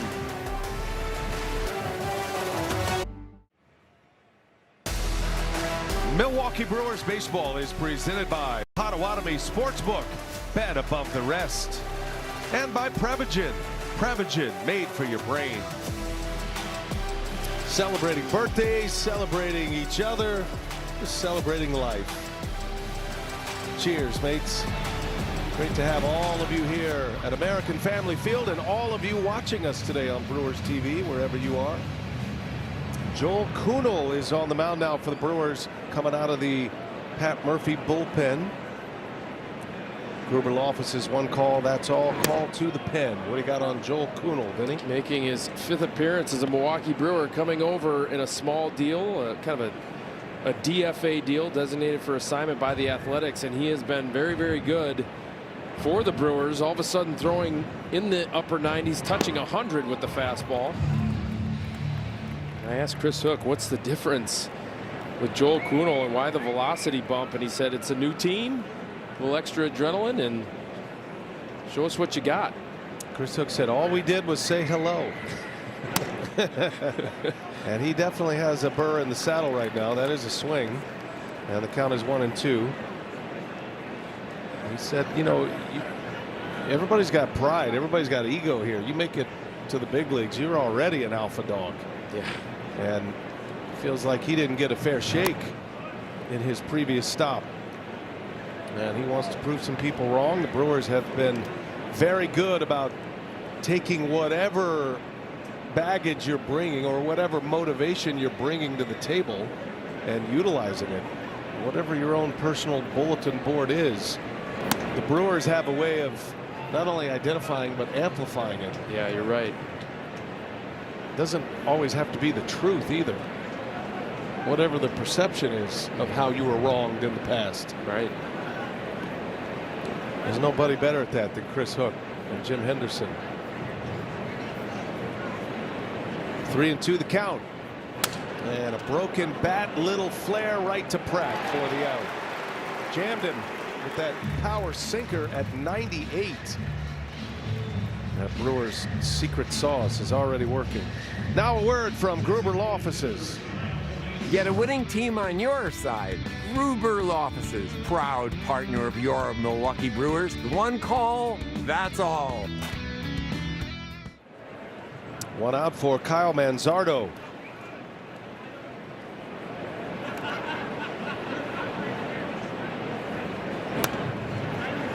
Kunal had a 2.88 ERA with the Athletics, and then he gave up 4 runs on 5 hits against the Chicago Cubs in Wrigley. That's why the ERA, you see it up above 4 currently, but one bad outing, and the Athletics decided to cut ties with the power-armed righty. The Brewers said, okay, we'll take the free arm. Pitched in the big leagues with the Reds, the Astros, a couple of years ago with the Rays. There's a fly ball to right. That is deep, and that is gone, and this game is tied. Kyle Manzardo with a solo home run, his 8th of the year. He and David Fry with game-tying solo homers for the Guardians, and we start anew here in the 6th inning. He throws him a breaking ball right into his bat path, down and in, and Manzardo barrels it up and ties up this ball game. And he puts on the medieval helmet as their celebration. You can see the dot on that slider just kind of hung, didn't do much, right into the bat path. Gabe Arias swinging away at the first pitch. Arias had a key at bat in the 3rd inning. He was up there with runners at 2nd and 3rd. He got himself in a 3-0 count, then eventually 3-1, and he chased a 3-1 breaking ball, hit a weak grounder back to the mound at end of the inning. That was a key moment for Drowan. Shane goes 5 innings, 3 hits, 1 run today. 3 walks, 3 Ks. Will not factor in the decision after that Manzardo homer. Ground ball. Pratt ranges over. 2 outs. That's the first time we've seen the rookie Cooper Pratt on a ground ball 6-3. He's had very little chances. He had turned a 6-4-3 double play. He is an elite defender. Fun to watch. Stephen Kwan's going to pinch hit here for Stuart Fairchild. Kwan is an everyday player, getting a day off from the starting lineup, but he is in now in a 2-2 game. Gold Glove outfielder.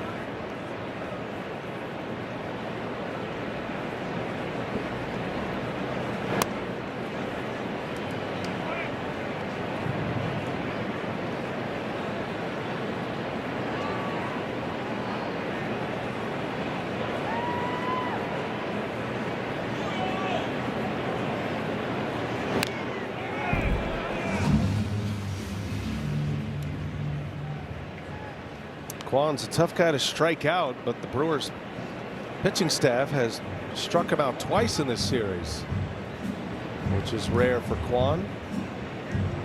His elite contact skills. He actually started his major league career without swinging and missing for the first, I don't know the stat, it's pretty obscure, but he didn't swing and miss for many games. Oh, we were all waiting with bated breath to hear that. I don't have that one memorized. You got Dom. Dom's got smoke coming out of that keyboard right now. Puts the ball in play at an elite level.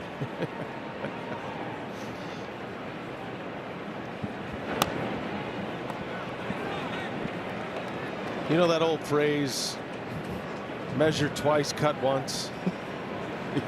For Vinny, it's cut whatever and then measure later. Figure it out after. That's why we have Dom. That's right. 3-1 the count. Kwan fouls it back.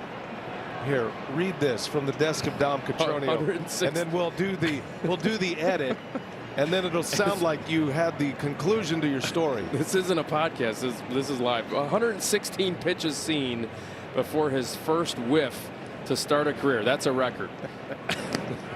And he draws the walk. Guardians have a man on with 2 outs.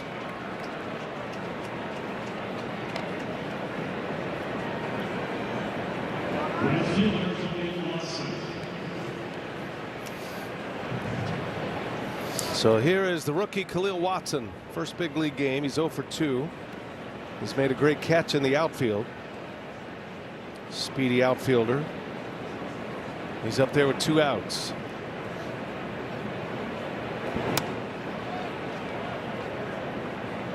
Manzardo's homer has tied this game.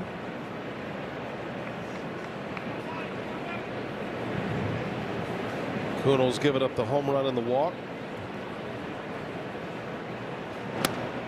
And has fallen behind Watson. Has just fallen off towards that first base side of the mound, and the arm's dragging a little bit for Joel Kunal. Kunal takes a cleansing breath. Got to put it back together quickly. Ground ball, Terang. And Kunal's out of the inning. Does give up a homer. It's a 2-2 game now. We go to the bottom of the 6th. Brewers are coming up. Middle of the order. Bowers, Sanchez, Perkins.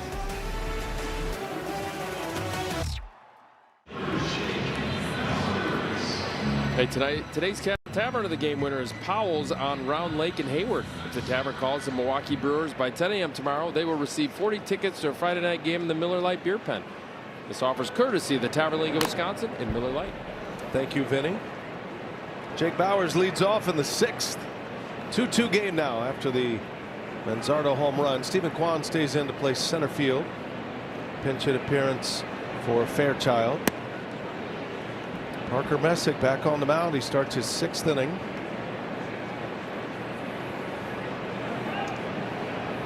Bowers 1 out of 2.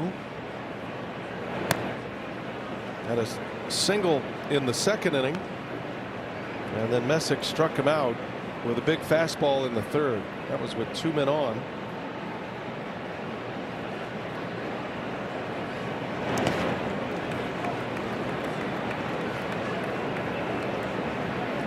Bowers once hit for the cycle as a Guardian. Matter of fact, he's the last Cleveland player to hit for the cycle.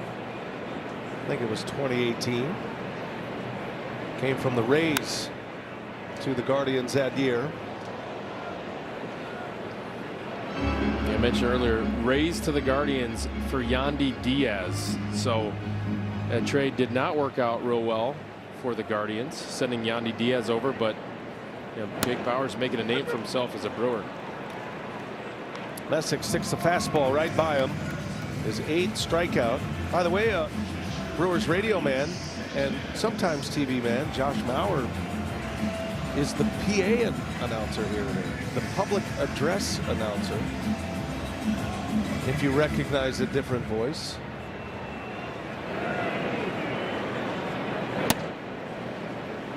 And probably the highlight of his career, he got to call the sausage race. Probably. Live play-by-play in the stadium of the famous racing sausages. Mark Richards, the regular public address announcer, is out today. Batter is challenging the strike call. Got an ABS challenge here. Gary Sanchez disagrees.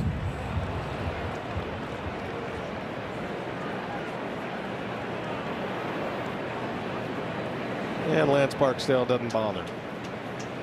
He flipped the mic on, but really didn't say anything. Didn't say a word. We move on. It's a strike. Lance has had enough. This is a waste of my time.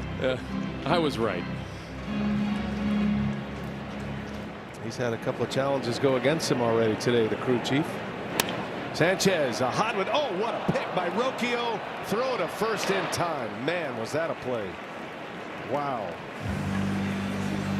Yeah, he is as smooth as it gets over there at shortstop. Brian Rocchio picks an in-between hop to the backhand and then does a little spin move and throws a strike to first.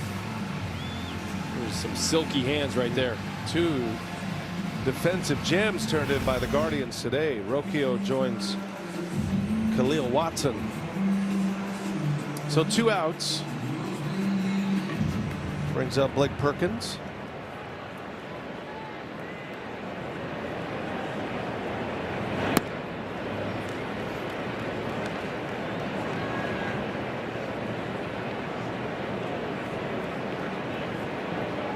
Perkins with a double his last time up.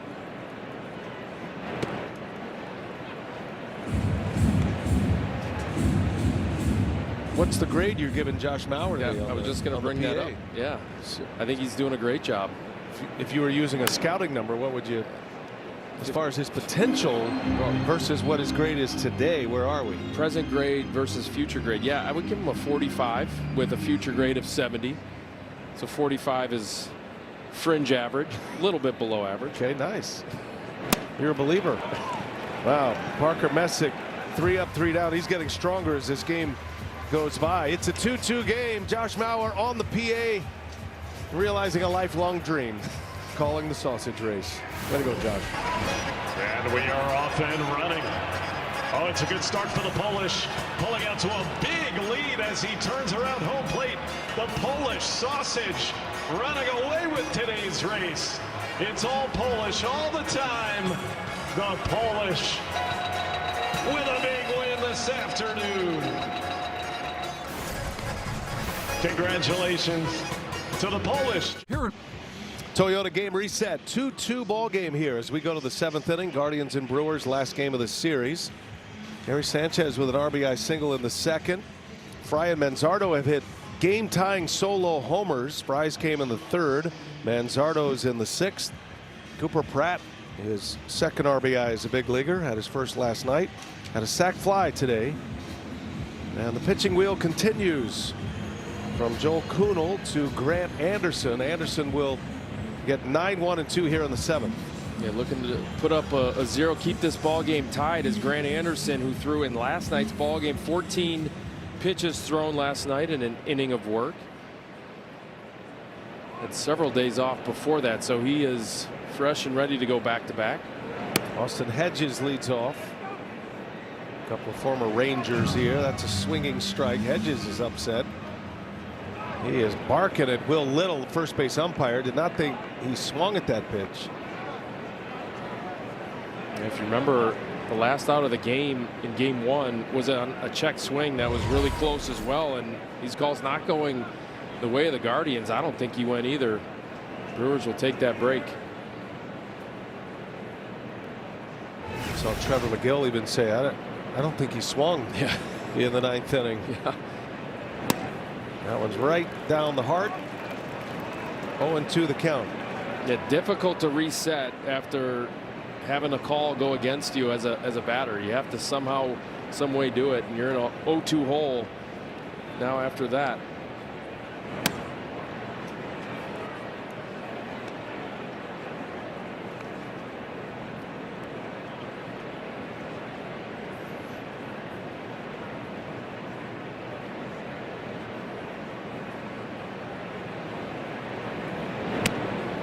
Couldn't get him to bite on it.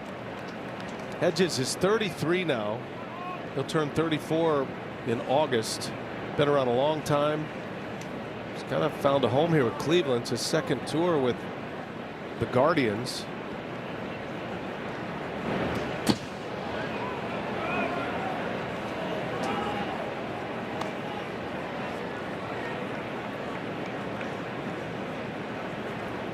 It doesn't get much better than Austin Hedges in terms of being able to work with a pitching staff. They rave about this guy's clubhouse presence and just his makeup and his approach to the game. Called strike 3. Put a fastball by him. They celebrate America's 250th anniversary at the Brewers game on July 1st with post-game fireworks. Fans who purchase a special ticket also get an America's Pastime t-shirt. It's all presented by T-Mobile. Get tickets at brewers.com. Top of the order now, Travis Bazzana. Key stretch here for Anderson. Bazzana, then Fry. If anybody reaches Rocchio. Brewers will have 8, 9, and 1 coming up in the bottom of the 7th inning. This game has a very similar feel to what we saw Tuesday night in game 1. Brewers hit 2 solo homers in that game.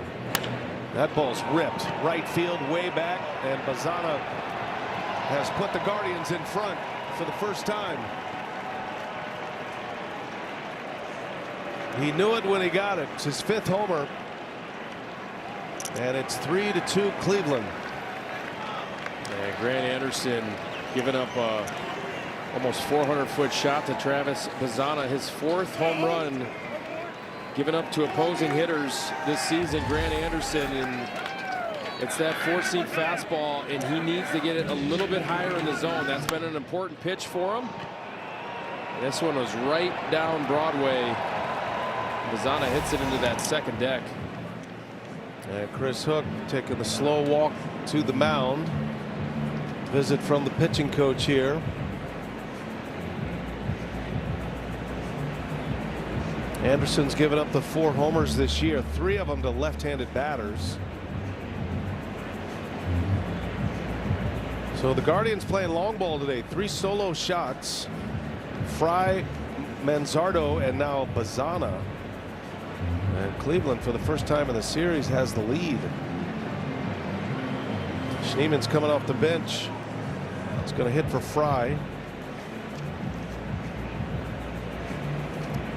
Yeah, this is how the Cleveland Guardians have been winning ball games. They've been playing matchup. Got certain guys on and off the bench, mixing and matching, and then handing it over to a really good bullpen. Schneeman yesterday hit a grand slam, while Brandon Sproat his 2nd slam of the year. Brewers had a 5-0 lead at the time, never trailed in that game. Brewers won the game 9-4. All 4 runs on 1 swing of the bat last night from Daniel Schneeman. And Brandon Sproat before this inning was absolutely cruising. It went walk, hit, walk, and then a grand slam by Daniel Schneeman. Anderson falling behind. 3 balls, no strikes now. Schneeman, as a pinch hitter this year, 1 for 5 with 3 Ks. Hasn't done it often and has not been very successful.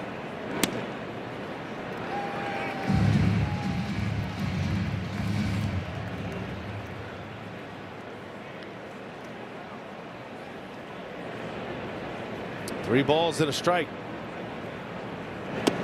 And he walked him.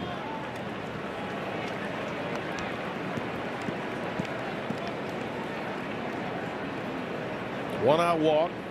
Going to bring up Rocchio.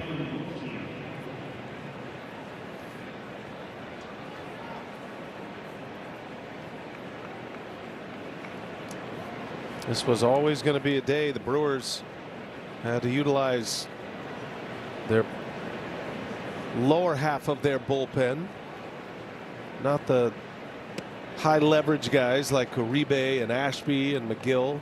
Certainly Uribe and McGill would be available today. Not sure Ashby would, but you got to get in position first. We're only in the 7th inning.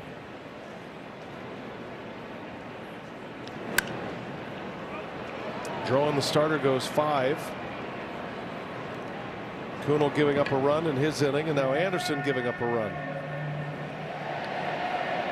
And then you got more activity in the Brewers bullpen as well, and you have Ashby back to back. You see Drew Rom getting it going here. Hasn't pitched since Saturday. Yeah, 4 days off for Drew Rom. 1 ball, 1 strike. Schneeman with a big lead, able to get back.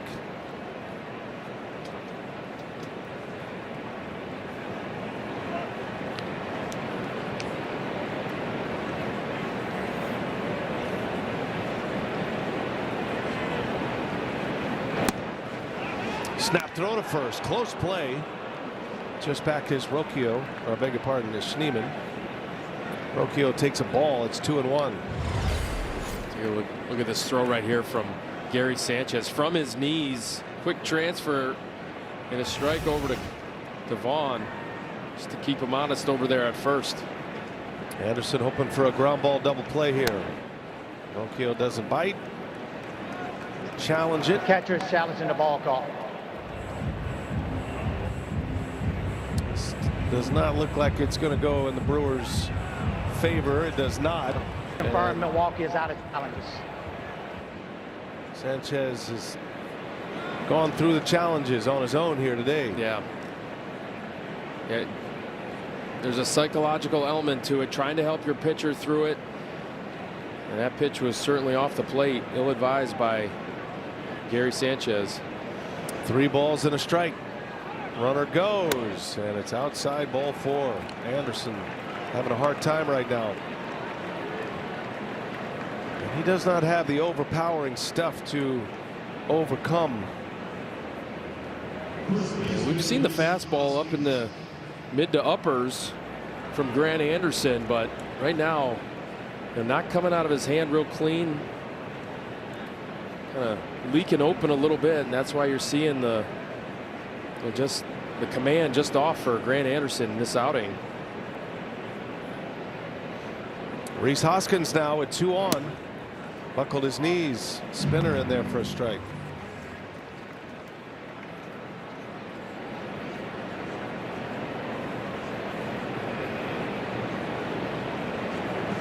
Desperate to get a ball on the ground here. Hoskins 0 for 2 with a walk.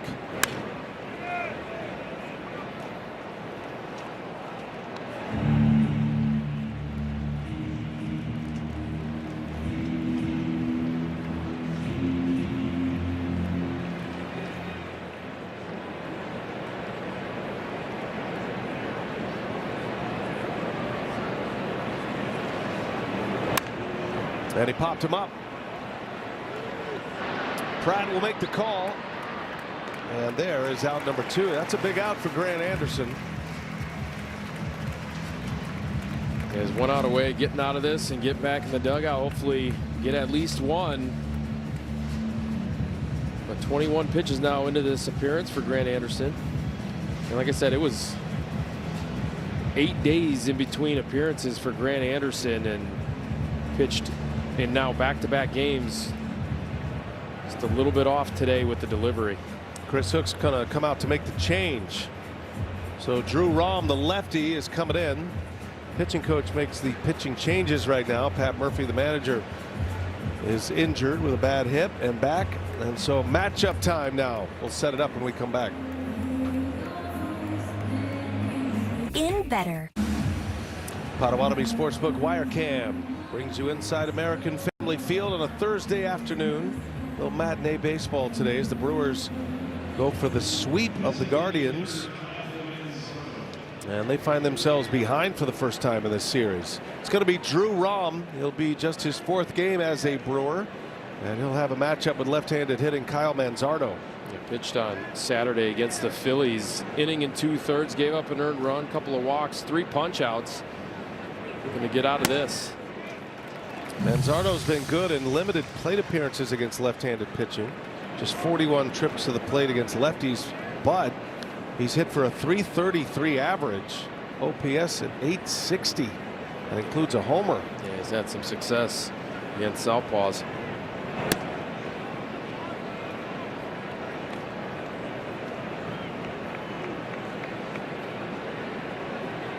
Rahm called to the big leagues on June 6th from AAA Nashville. Fully recovered from shoulder surgery 2 years ago. Had surgery on that left shoulder. Had a forearm injury last June during that comeback. So he hasn't pitched much the last 2 years. 2 balls and a strike on Manzardo. 2 Guardians aboard, and that misses. 3-1 the count. In the danger zone right now. Manzardo hit by a pitch against a lefty drawing. He grounded out, and then he knocked one out of here to tie the game on Joel Kuhnel last inning.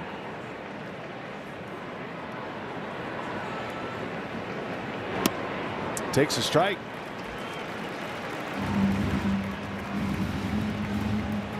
Drew Rom throwing that sinker in on lefties. He's going to feature that sinker to lefties, and then the four-seamer he will mix in as well. Runners will get a head start. 3-2, 2 outs. There they go. Manzardo takes ball 4. And now the bases are loaded.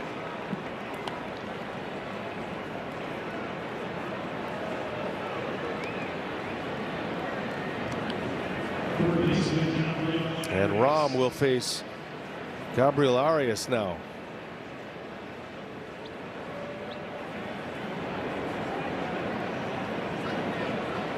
Watch out for this first pitch. Arias certainly anxious to do damage. And that's in the dirt. Gets by Sanchez, and another run's going to score. It'll be a wild pitch. Certainly a ball that Sanchez would tell you he's got to keep in front. But it is 4-2 Cleveland. Yeah, it's a sweeper in the dirt, and it's short hops.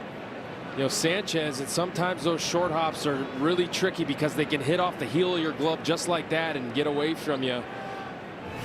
That's unfortunate. Second and third, 2 outs. 2 runs are in for Cleveland.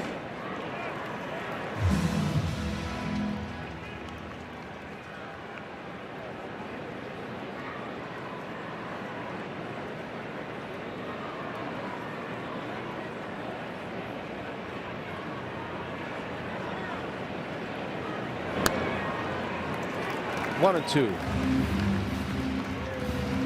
Brewers have been a good comeback team all year.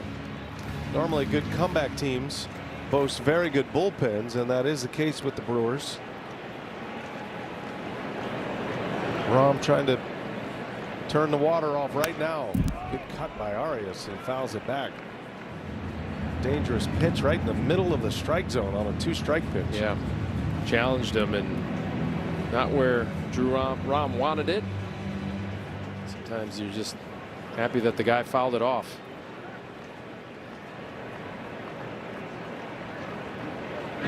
And he got him. Put it where he wanted it that time. Arias strikes out. Inning is over. Cleveland gets 2, however. They lead 4-2. See if the Brewers have a snatch 'em back in them today.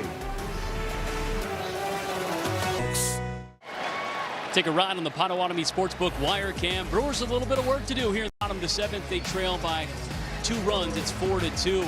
The good news, as we welcome you to our group of offices, One Call That's All Sports Desk, Stephen and Tim, is that Parker Messick is out of this game, an opportunity to get to the bullpen. Yeah, not just us being happy about this Brewers lineup. I mean, they got carved 9 strikeouts through 6. The big thing is that the Guardians keep tacking on. They've had some home runs. They're starting to take their walks, which we haven't seen before. Hopefully the bullpen can shut it down, but hopefully the Brewers bats can get it done right here. Yeah, 7 of the 9 runs scored by the Guardians this series have come via the home run ball, and some other positive developments for this Brewers team. They've scored 20 or more runs than any other team in the 7th inning or later here in the month of June, BA. I like it. A harbinger of things to come, perhaps, as Tim Herron takes over for Cleveland. Yeah, pitched on Saturday in Detroit. Really tough on left. He's got a nasty slider. Throws in the mid to uppers. 13 pitches last time out against the Detroit Tigers. 2/3 of an inning, 1 hit, a couple of punch outs. So Schneemann taking over in center field, moves Kwan to left. Cooper Pratt leads off this 7th inning for the Brewers. One of the challenges getting behind the Guardians at this stage of the game is their excellent bullpen. It is a tough bullpen to come back against. Herron and Gaddis and Cade Smith, their closer. It's about as good of a trio as there is. They get a lot of strikeouts out of their A bullpen. Yeah, 11 holds on the year for Tim Herron, 11 holds on the year from Hunter Gaddis, and then Cade Smith leads the league in saves.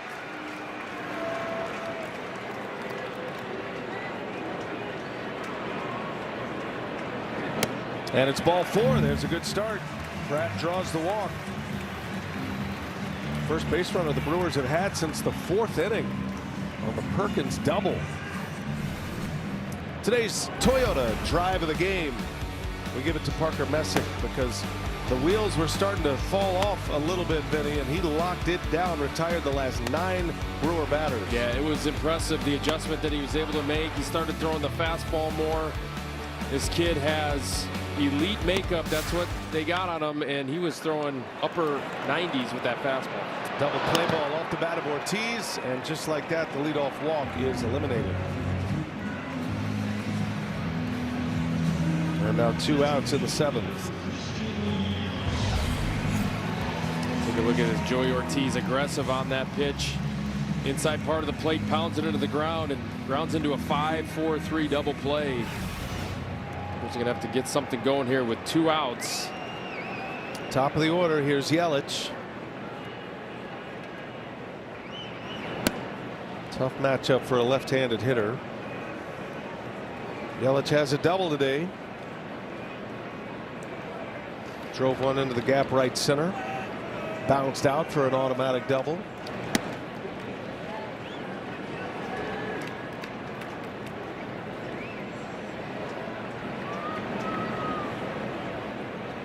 Those are the splits for Yelich. 275 hitter against lefties this year. And that was a defensive swing there, though. Herron with great stuff. 87-mile-an-hour slider. He's got a couple of different breaking balls that hitters have a really tough time squaring up. It's that curveball right there at 80, and then that slider averages 87 miles per hour. Hitters hitting under 200 on both pitches. He does have trouble with issuing the walks. There's actually option down to AAA last year because of it. 14% walk rate, well above league average. 2-2, and it's ball 3. Well, you'd love to get Jackson Chourio a swing with a man on right here. Yeah, especially against a left-hander. He's due next.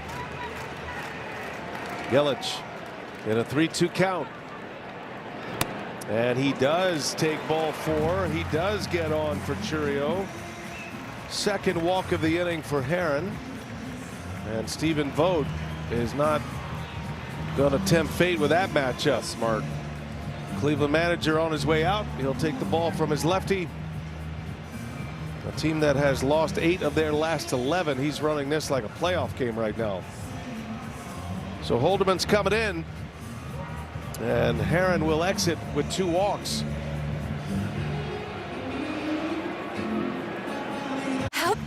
This copyrighted telecast is presented by authority of the Brewers.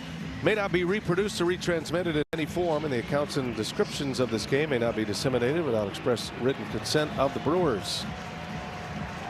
Brewers in a spot here with Chourio coming up. Yelich just walked with 2 outs. Colin Holderman is on for the matchup with Chourio.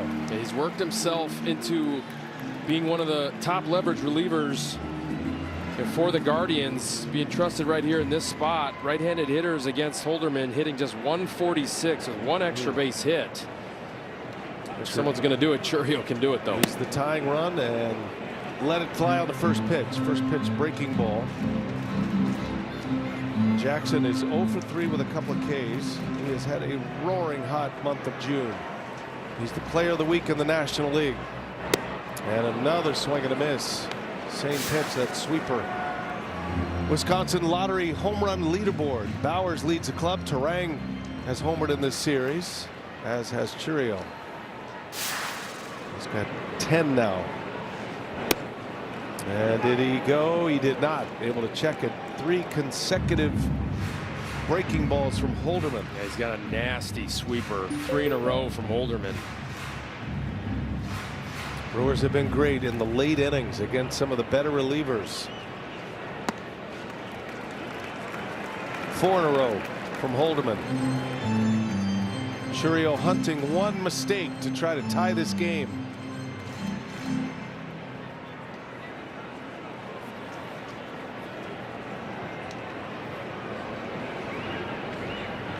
Oh, hit it. Ouch. Oh, boy. He does wear that protective guard. And then clearly hit that. You could hear by the sound. That doesn't mean it doesn't hurt, though. Right above the elbow. Man, was that loud and scary. Everybody holding their breath for Jackson Chourio. And let's see where it does get him. After 4 straight breaking balls, he stays in there, and it does get him right on that guard. Thank goodness. Listen to this. He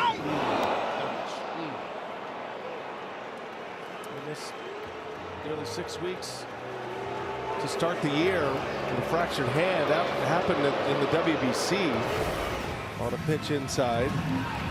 All right, well, he's okay. And now the Brewers have the go-ahead run at the plate in Bryce Terang. Now the Brewers have the matchup they want.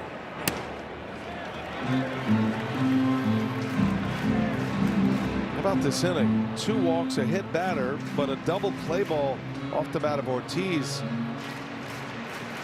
has given the Guardians a chance to get out of it. 2-0 to Terang.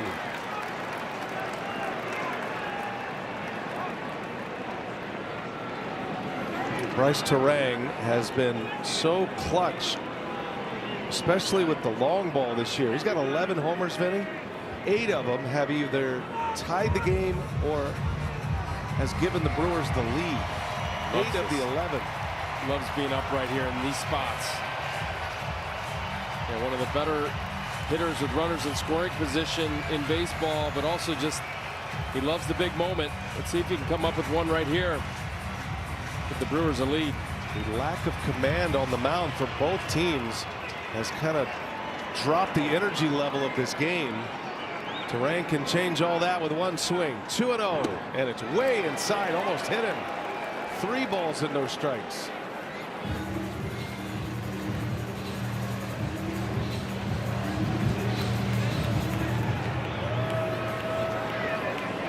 Brewers are great with 2 outs. 3-1. Taking all the way, not swinging. 3-0 right there, Bryce Terang. Moment of truth. Hitters count. 3 balls and a strike. Terang takes a strike. A fastball's in there. And now the runners will be in motion.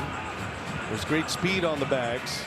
Chourio carries the tying run at first. Vaughn due next.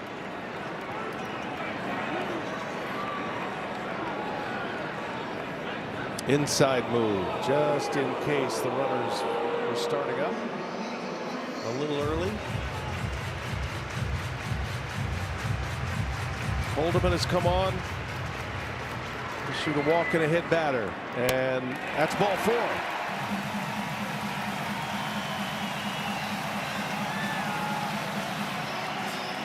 Holderman just being extremely careful of Bryce Terang there. Now it's up to Andrew Vaughn. Carl Willis on his way out. It's the 3rd batter face for Holderman. And Vaughn is going to have his moment with the bases loaded. With 2 outs. Walk, hit, batter, walk.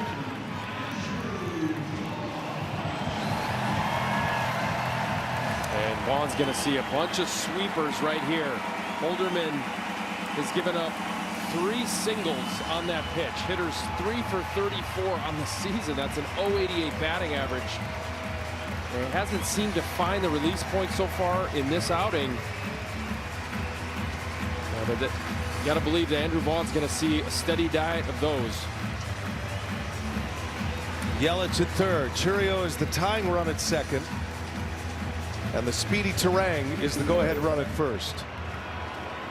Here is Vaughn. He's got a couple of hits in his career against Holderman, including a double. Holderman just missed with a fastball. Not challenging is Austin Hedges on that pitch. Yeah. Was a strike. It looked good. ABS had it in there. Brewers down 2, bottom 7 in there for a strike.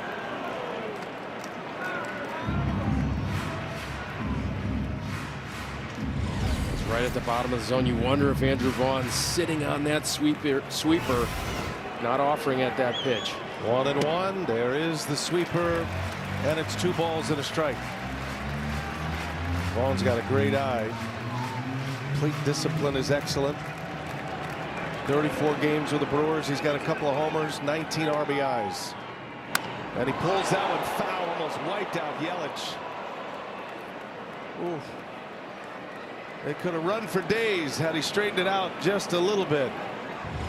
Yelich rips this pitch. That is 4 inches in off the plate. That's how quick Andrew Vaughn is with such an efficient swing, and it almost drills Christian Yelich in the back.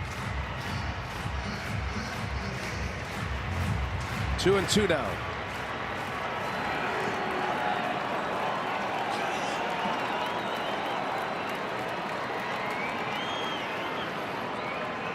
Colin Holderman deals, and it misses. 3 balls, 2 strikes. All 3 runners will get a head start. And 36,000 plus get loud.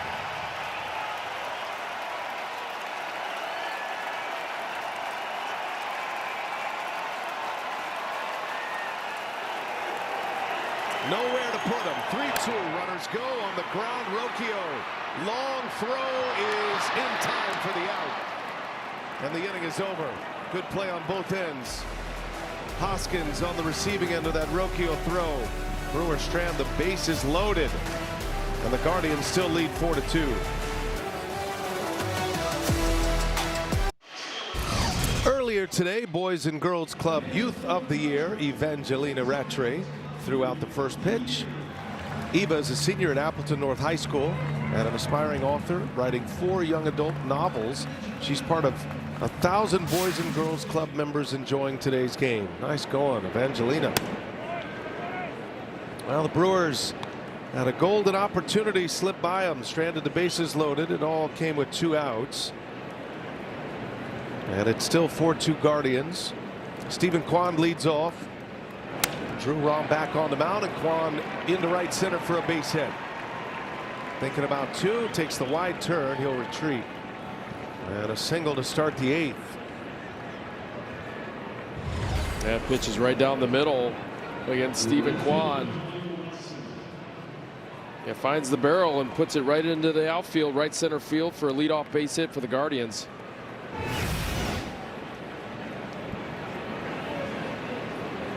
Brings up Khalil Watson.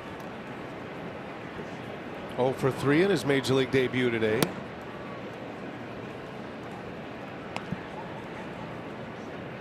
It's hard to go through an inning when you walk 3 and hit a batter and do not allow a run. Right, that's what the Guardians just did. Guardians pitchers threw 29 pitches in that inning. The Brewers swung at just 5 of them, but couldn't get that big hit. Andrew Vaughn swung at it. Ball 4, but how do you blame him? I mean, it's 97.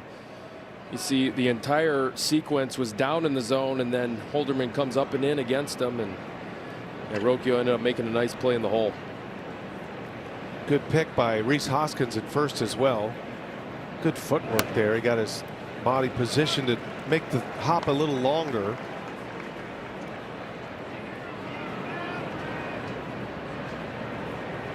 Brewers winning the first 2 games of the series. 2-1 victory Tuesday.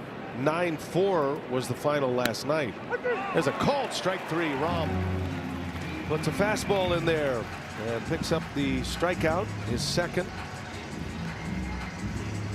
Summer break is here, and Brewers student ticket deals are still on. High school and college students get weekday tickets for just $12, presented by UW Credit Union. Get yours at brewers.com. 1 away, runner at first. Here's Austin Hedges.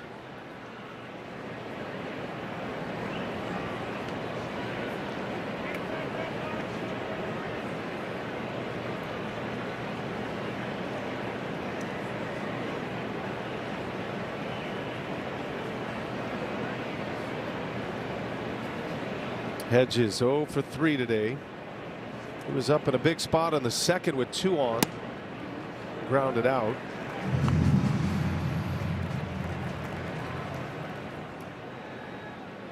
Rom would love to get a double play ball, turn it over to his offense. Brewers have had a lot of base runners in this game. They've had chances. They've stranded 8.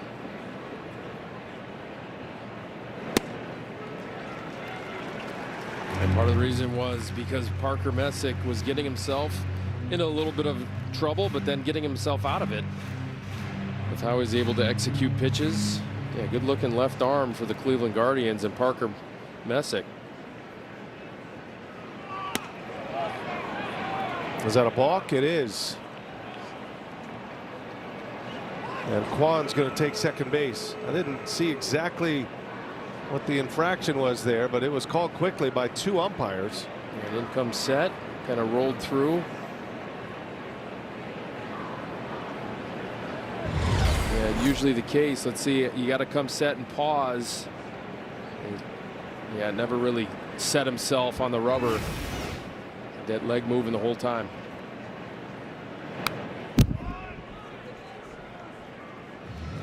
I played in Japan, BA, and they made pitchers come set for a full 1 or 2 count. Otherwise, they were calling balks. Guys would come over from the United States and get called balk. Is that right? All the time. Yes. A full pause. Yep. Yeah, that's tough.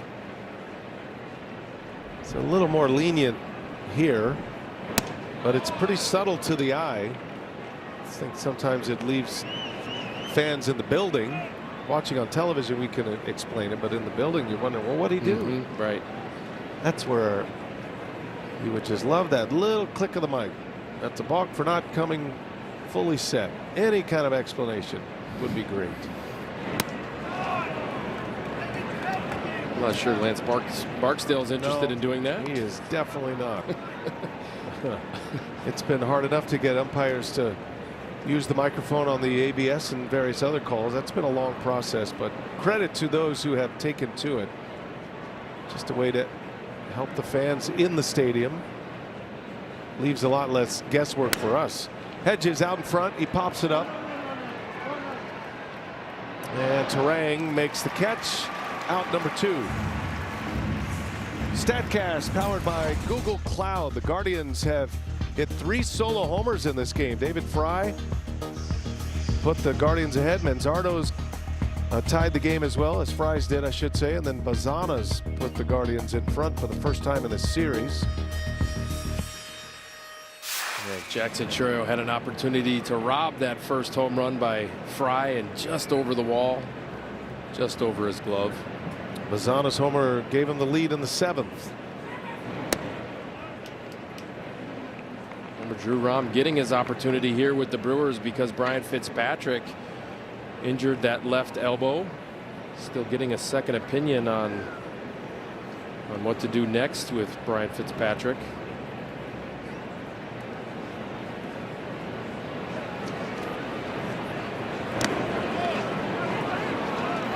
Gets away, so Sanchez makes no throw. Puts a runner at third now. A balk and a wild pitch. And Kwan is all the way around to third base after a leadoff single. That's a run you have to leave right there. Yeah. Yeah, especially with a guy named Cade Smith looming for the 9th inning for the Guardians. 2 balls, no strikes to count on Bazana. 3-0. This guy does not leave the strike zone, does he? Travis Bazana. My goodness. He's got a Joey Votto presence about him in that regard. Yeah. Tracks him in. Greg Yoho is up in the bullpen.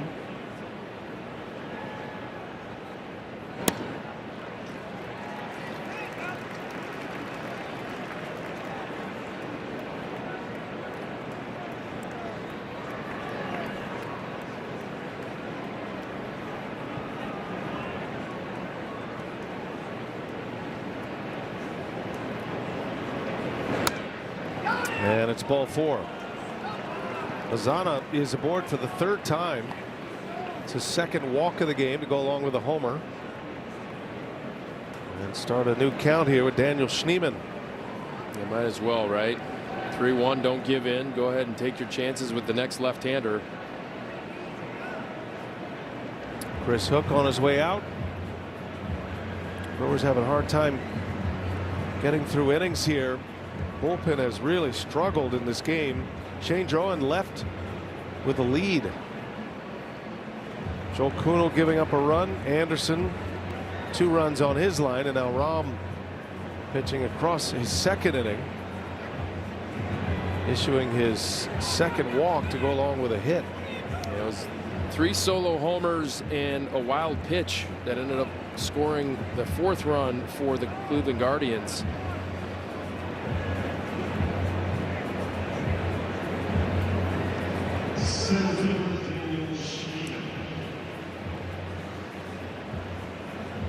Brewers just 1 for 10 with runners in scoring position on their offensive side. Feels like a game the Brewers should be in the lead on. First and third. Guardians already lead by 2. We're in the 8th. Brewers will have Bauers, Sanchez, and Perkins due up in the bottom of this 8th inning. Challenge him on the first pitch. Schneemann, who hit the grand slam yesterday, was looking to do some damage.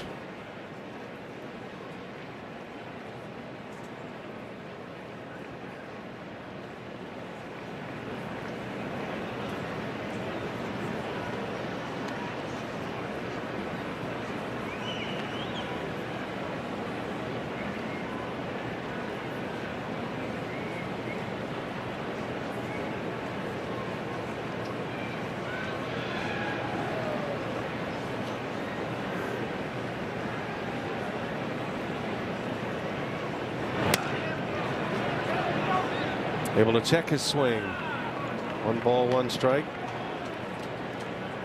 He's got a little natural cut to that 4-seam fastball, as does Drew Rom, and he's missing just off that edge to the glove side because of it.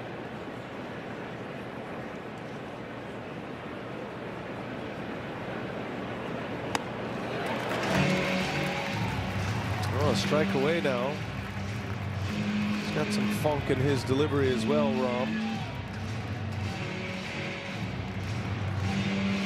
Brewers signed him in December.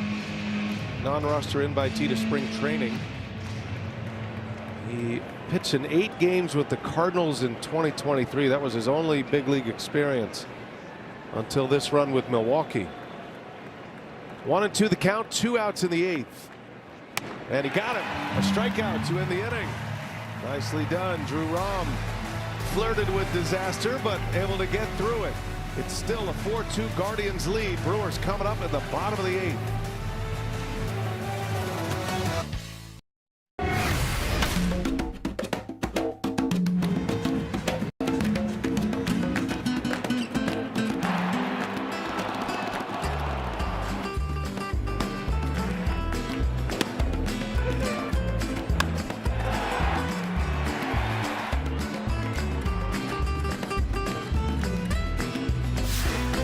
Well, the Brewers are down, but they're in it. 4-2 Cleveland. We go to the bottom of the 8th now. Jake Bauers will lead off. And big Hunter Gaddis on the mound for the Guardians. He regularly gets the setup role in front of Cade Smith. He gave up the leadoff home run, or the go-ahead home run, I should say, to Garrett Mitchell in game 1 of the series. Put the Brewers on top 2-1. They can get to Hunter Gaddis right here, who's been tough all year. Jake Bauers in the starting lineup today. 1 out of 3. Had a single, 2 Ks.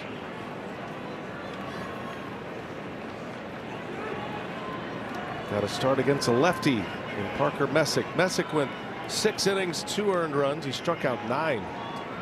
Brewer starter Shane Drowan went 5 innings, 1 earned run. Left with the lead. Be a no decision for Drowan.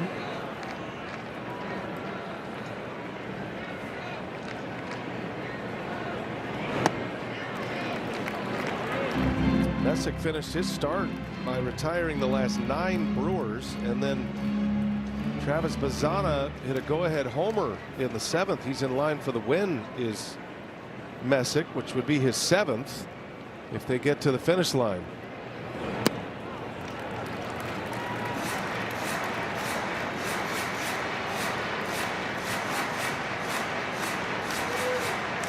Full count to Bauers. Look who's on deck. The man who homered off Gaddis, Garrett Mitchell. And that's ball 4. There's another start. Brewers again get a leadoff walk. That is the 4th time in this game in the 8 innings at the bat that the Brewers have put their lead man on via the walk. There was a slider Hunter Gaddis kept going to, and Jake Bauers was not offering at it. Here's Sanchez now. He's the tying run at the plate with big power. Gaddis starts him with a high strike on a slider.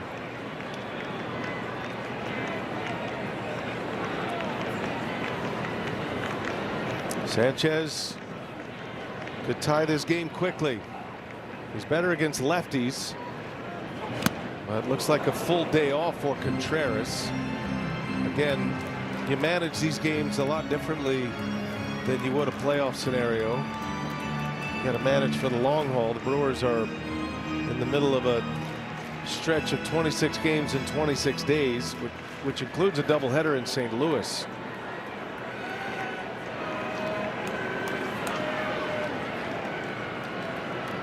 Oh, and 2 the count.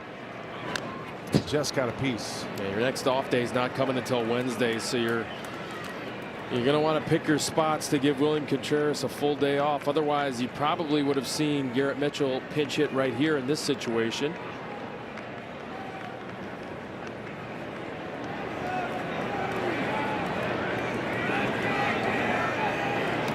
Let's see if Gary can come through here. 0-2 the count, and down he goes. Chased one. High fastball. Out number 1 for Gaddis. A big discrepancy in splits for Hunter Gaddis. It's that big fastball at the top of the zone against righties. Got a nasty four-seam fastball at the top. Righties just hitting 214 against Hunter Gaddis. Lefties 353 this season. Gary not able to catch up there. We'll see if Garrett Mitchell can recreate the magic from Tuesday night. It was a 1-1 game when Mitchell stepped in, and he launched one out of here in the 7th inning. Put the Brewers in front, and they rode it to the finish line with Uribe and McGill. It was a no-doubter. Tuesday night, this is one of the hardest hit balls Mitchell has ever had. 112 off the bat on a breaking ball. Traveled 440 feet up there into the Lowe's level.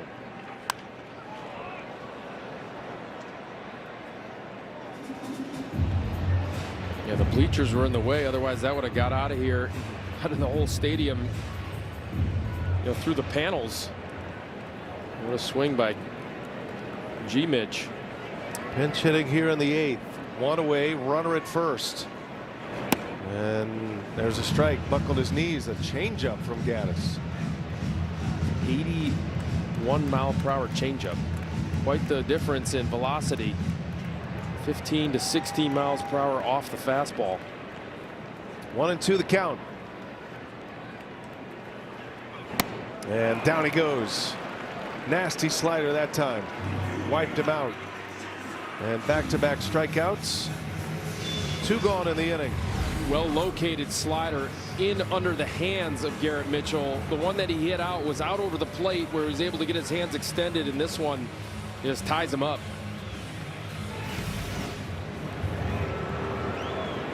Here's Cooper Pratt. What a spot for his first big league homer, huh? He's late on it, fouls it away. Yeah, why not? Sometimes as a recently called up player making your debut, you don't care who's on the mound. You just see ball, hit ball. 6 home runs in AAA. Not known as a power hitter yet. Many feel he'll develop into that at some point. And he's down 0-2.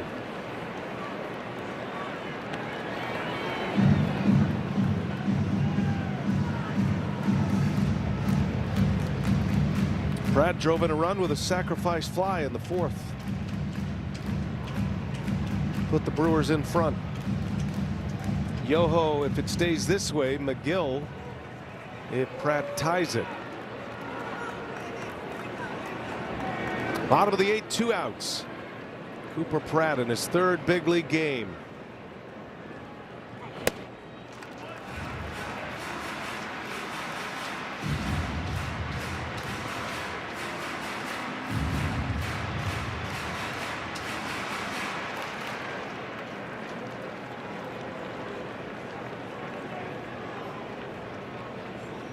Bauer's ready to run at first, and Pratt fouls it away. got a good opposite field stroke. The first 2 big league hits have come to the opposite field in last night's game. He's digging in protect mode. 1-2 the count.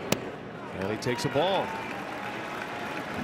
Gaddis gets a lot of swings and misses on that pitch. Yeah, he does. Hard slider down and away to righties. Couple of shakeoffs from his catcher. Gaddis ready to go. 2-2 now. 2 outs in the 8th. Man, a good swing there by Pratt. That was down the middle, a slider in a hitting spot. Count remains at 2-2.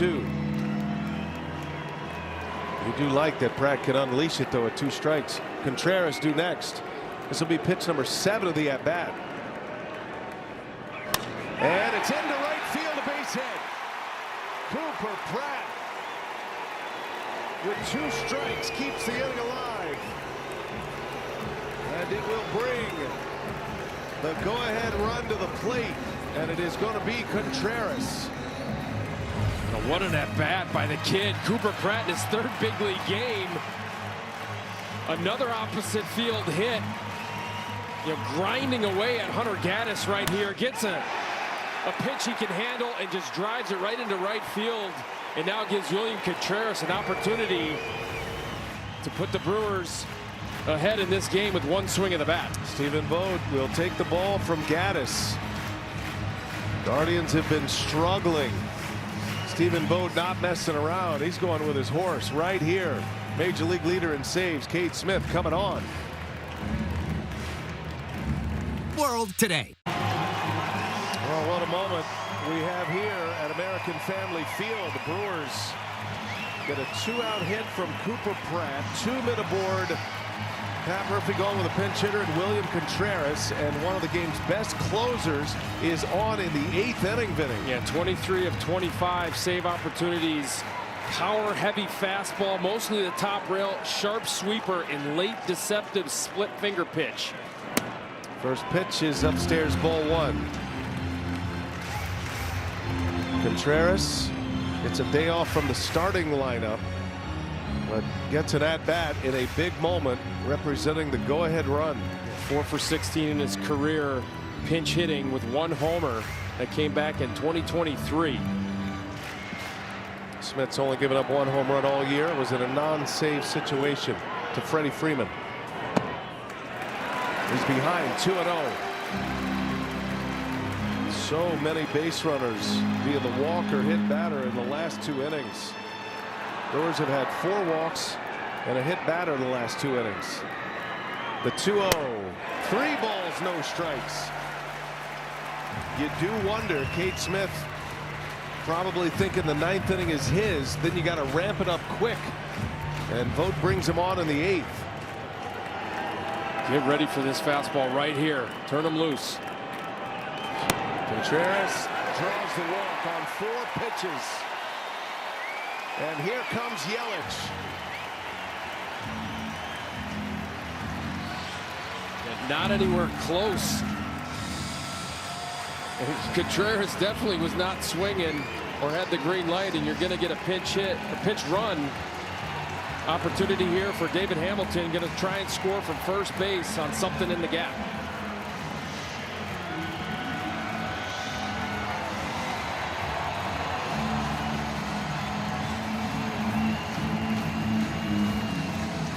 He's the go-ahead run.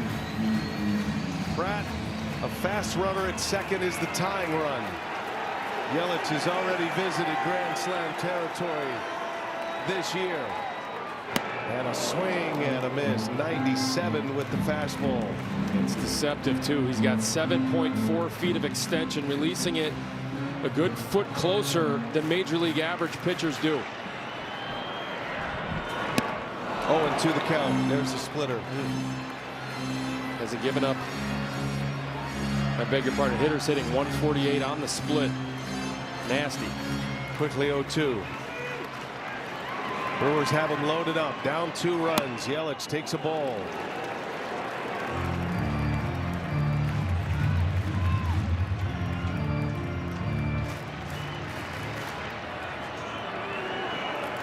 1 ball, 2 strikes. And down he goes. Smith with the strikeout. The Brewers strand the bases loaded for the 2nd consecutive inning. Cade Smith. They have to bring him on in the 8th, however. Still 4-2 Guardians. We go to the 9th.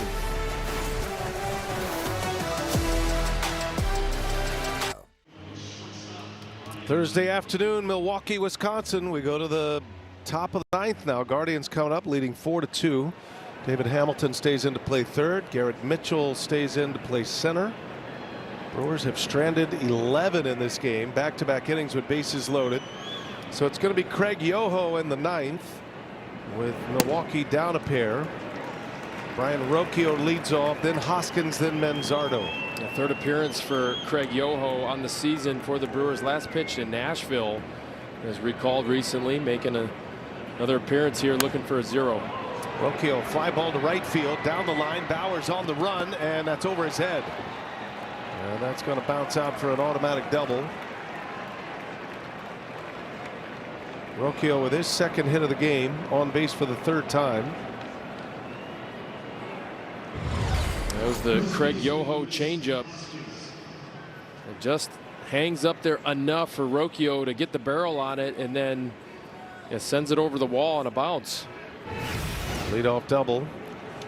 Here's Rhys Hoskins.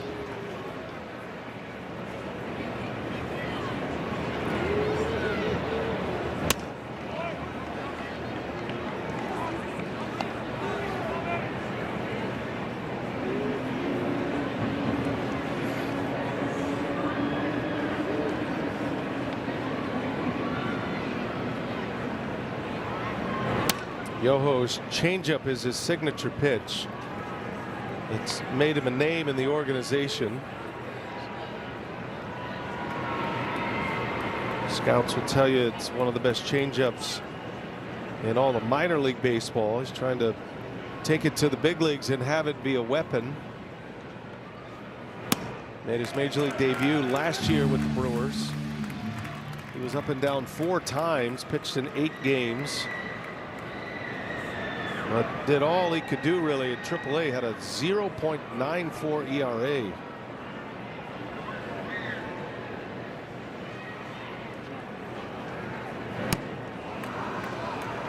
Sneaky fastball in the mid-90s as well. Especially after seeing a changeup in the upper 70s. He's proven everything at the AAA level, like you said, BA, and he's looking to get it rolling at the big league level.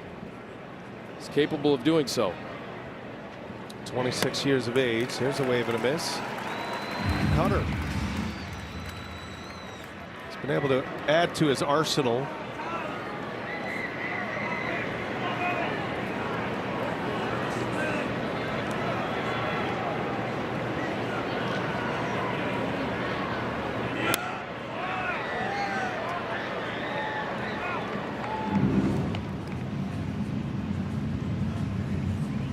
He had his struggles last year, did Craig Yoho, in 8 2/3. Went back down to Nashville after those struggles and actually took him a little bit to get it back, and he did so. Kind of figured things out. And a wave and a miss. There's the changeup. Yoho gets a strikeout. Out number 1. Brewers are headed to Atlanta after the game today. The Miz back on the mound. Must-see TV when The Miz is pitching, coming off one of the greatest games ever. Certainly one of the best games in Brewer franchise history. Complete game, shutout, 1-hitter, 15 strikeouts, no walks. And he gets the Atlanta Braves tomorrow in the Battery at Truist Park. 27 up, 27 down. A 1 hit given up to Kyle Schwarber, and then that was erased on the double play. Best performance I've ever seen. Good change. Manzardo down 0-2. Mizorowski and Martin Perez, the matchup tomorrow. Brewers start a road trip through Atlanta and Cincinnati, returning home against the Cubs. Those are good initials for a pitcher. CY, Craig Yoho. Cy Young is the award given to the best pitcher in each league. And speaking of belt, how about Cooper Pratt had to wear Chad Patrick's belt? CP. He had it on last couple of games. 1-2 the count on Manzardo. Center field hit pretty well. Back is Mitchell. And Rocchio's going to tag. Mitchell got a strong arm. Throw comes in late. And almost overslid the bag. Hamilton did a good job to keep it on him. 2 outs in the inning. Insurance run over at third now with 2 away.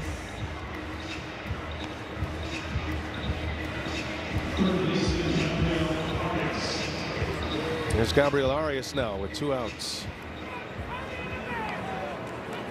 Yoho burst onto the scene in the Brewers system in 2024. 2 years ago, he made the jump from A ball to AA to AAA that year, and did not give up much throughout the year. His combined ERA from single A to AA to AAA was 0.94. Yeah, he's been virtually unhittable, punching tickets left and right, and doing it with that changeup. His minor league ERA across 4 seasons, Vinny, is 1.13. I mean, you got to believe that that kind of success, I mean, that's domination, is going to translate to the big league level. He's just got to get settled in, get comfortable up here. He's getting the kind of swings from the Guardians that you're looking for with that changeup. Yeah. Essentially a screwball. 1-2 to Arias. Brewers down 2, trying to keep it that way. Craig Yoho, and he got him. His bread and butter. Excellent inning for Craig Yoho. CY keeps the Guardians where they are. Now Brewers coming up with Chourio, Terang, and Vaughn, and if anybody reaches, it'll be Bowers, the former Guardian. At Potawatomi. Well, coming down to this, bottom of the ninth, Brewers down 4-2 to the Guardians. Jackson Chourio will lead off for Milwaukee. Chourio, Terang, and Vaughn against Cade Smith, who's back out there looking for a multi-inning save. This is not uncommon for Cade Smith and the Guardians. Last 3 out of the 4 appearances for Cade Smith have been multi-inning saves. The Brewers got the right guys up, though. Chourio's first plate appearance against Cade Smith. 23 saves, leads the majors. He stepped right in when they lost Emmanuel Clase, who was in the gambling scandal and is still on the restricted list. Smith was one of the setup men and oftentimes a multi-inning reliever, similar to how the Brewers use Aaron Ashby. Now he's the closer. Chourio, bouncing ball out to Bazana, and there's out number 1. Just a tough guy to square up. Never feels settled at the plate. You hear hitters say all the time about Smith. Yeah, super heavy fastball, right? Just a different feel off the bat. You can see Jackson Chourio kind of eaten alive by that last heater. Bounces out to second. Brewers stranded the bases loaded the last 2 innings. Those bases were loaded with 2 outs, though, eventually. And have stranded 11 in this game, as have the Guardians. Terang, that gives you an idea how nasty Smith is. Terang trying to bunt his way on. And it's 0-2. He missed the splitter on a bunt attempt.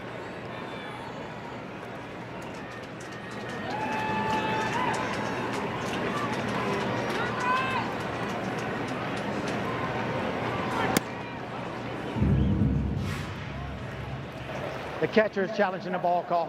Hedges disagrees with Lance Barksdale. ABS powered by T-Mobile. The challenge unsuccessful. Now I think Lance Barksdale has left his microphone on. There it is. He's got it. He got it now. That It's a naked gun moment waiting to happen. Terang strikes out, and Brewers are down to their last out. That splitter is just wicked. Well, and he's got touch and feel for it. He's got command of that pitch. Threw 3 in a row to Bryce Terang right here. He's got the lowest spin rate on a splitter. I mean, it almost looks like a knuckleball the way it tumbles. Oof, nasty. RPM's only 493. Barely spinning. But yeah, so that's going to create some drop on the pitch, and it's late. Obviously, it's very effective. Hard to believe this guy signed as a minor league free agent after the draft in 2020. Remember, that was only a 5-round draft out of the University of Hawaii. A late bloomer. Yeah. And he's added this splitter. Grew some. Smart guy who's going to be an eye surgeon. And the Guardians got a good one. Hey, there's a walk. There's a chance. Walked him on 4 consecutive pitches. And the tying run will come to the plate.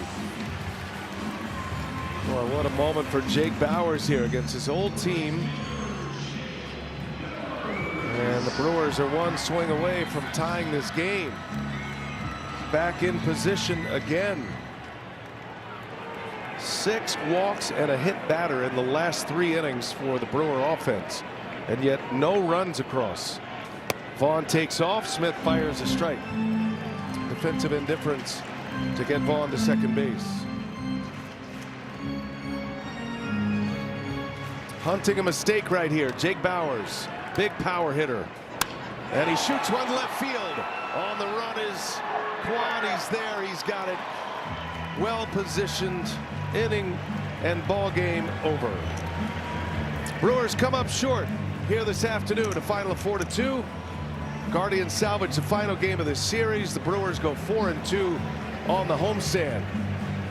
And now they get themselves ready for the Atlanta Braves tomorrow night. They had chances in this one, BA. Just 1 for 12 with runners in scoring position. Just couldn't get anything going offensively today for the Brewers. Just 5 hits. And Cade Smith proves to be nasty. Go ahead and get it done against the Braves on the road. Good homestand, though. The Brewers stay atop the National League Central. Got a 5.5 game cushion. Cardinals play later tonight. We'll get you ready for the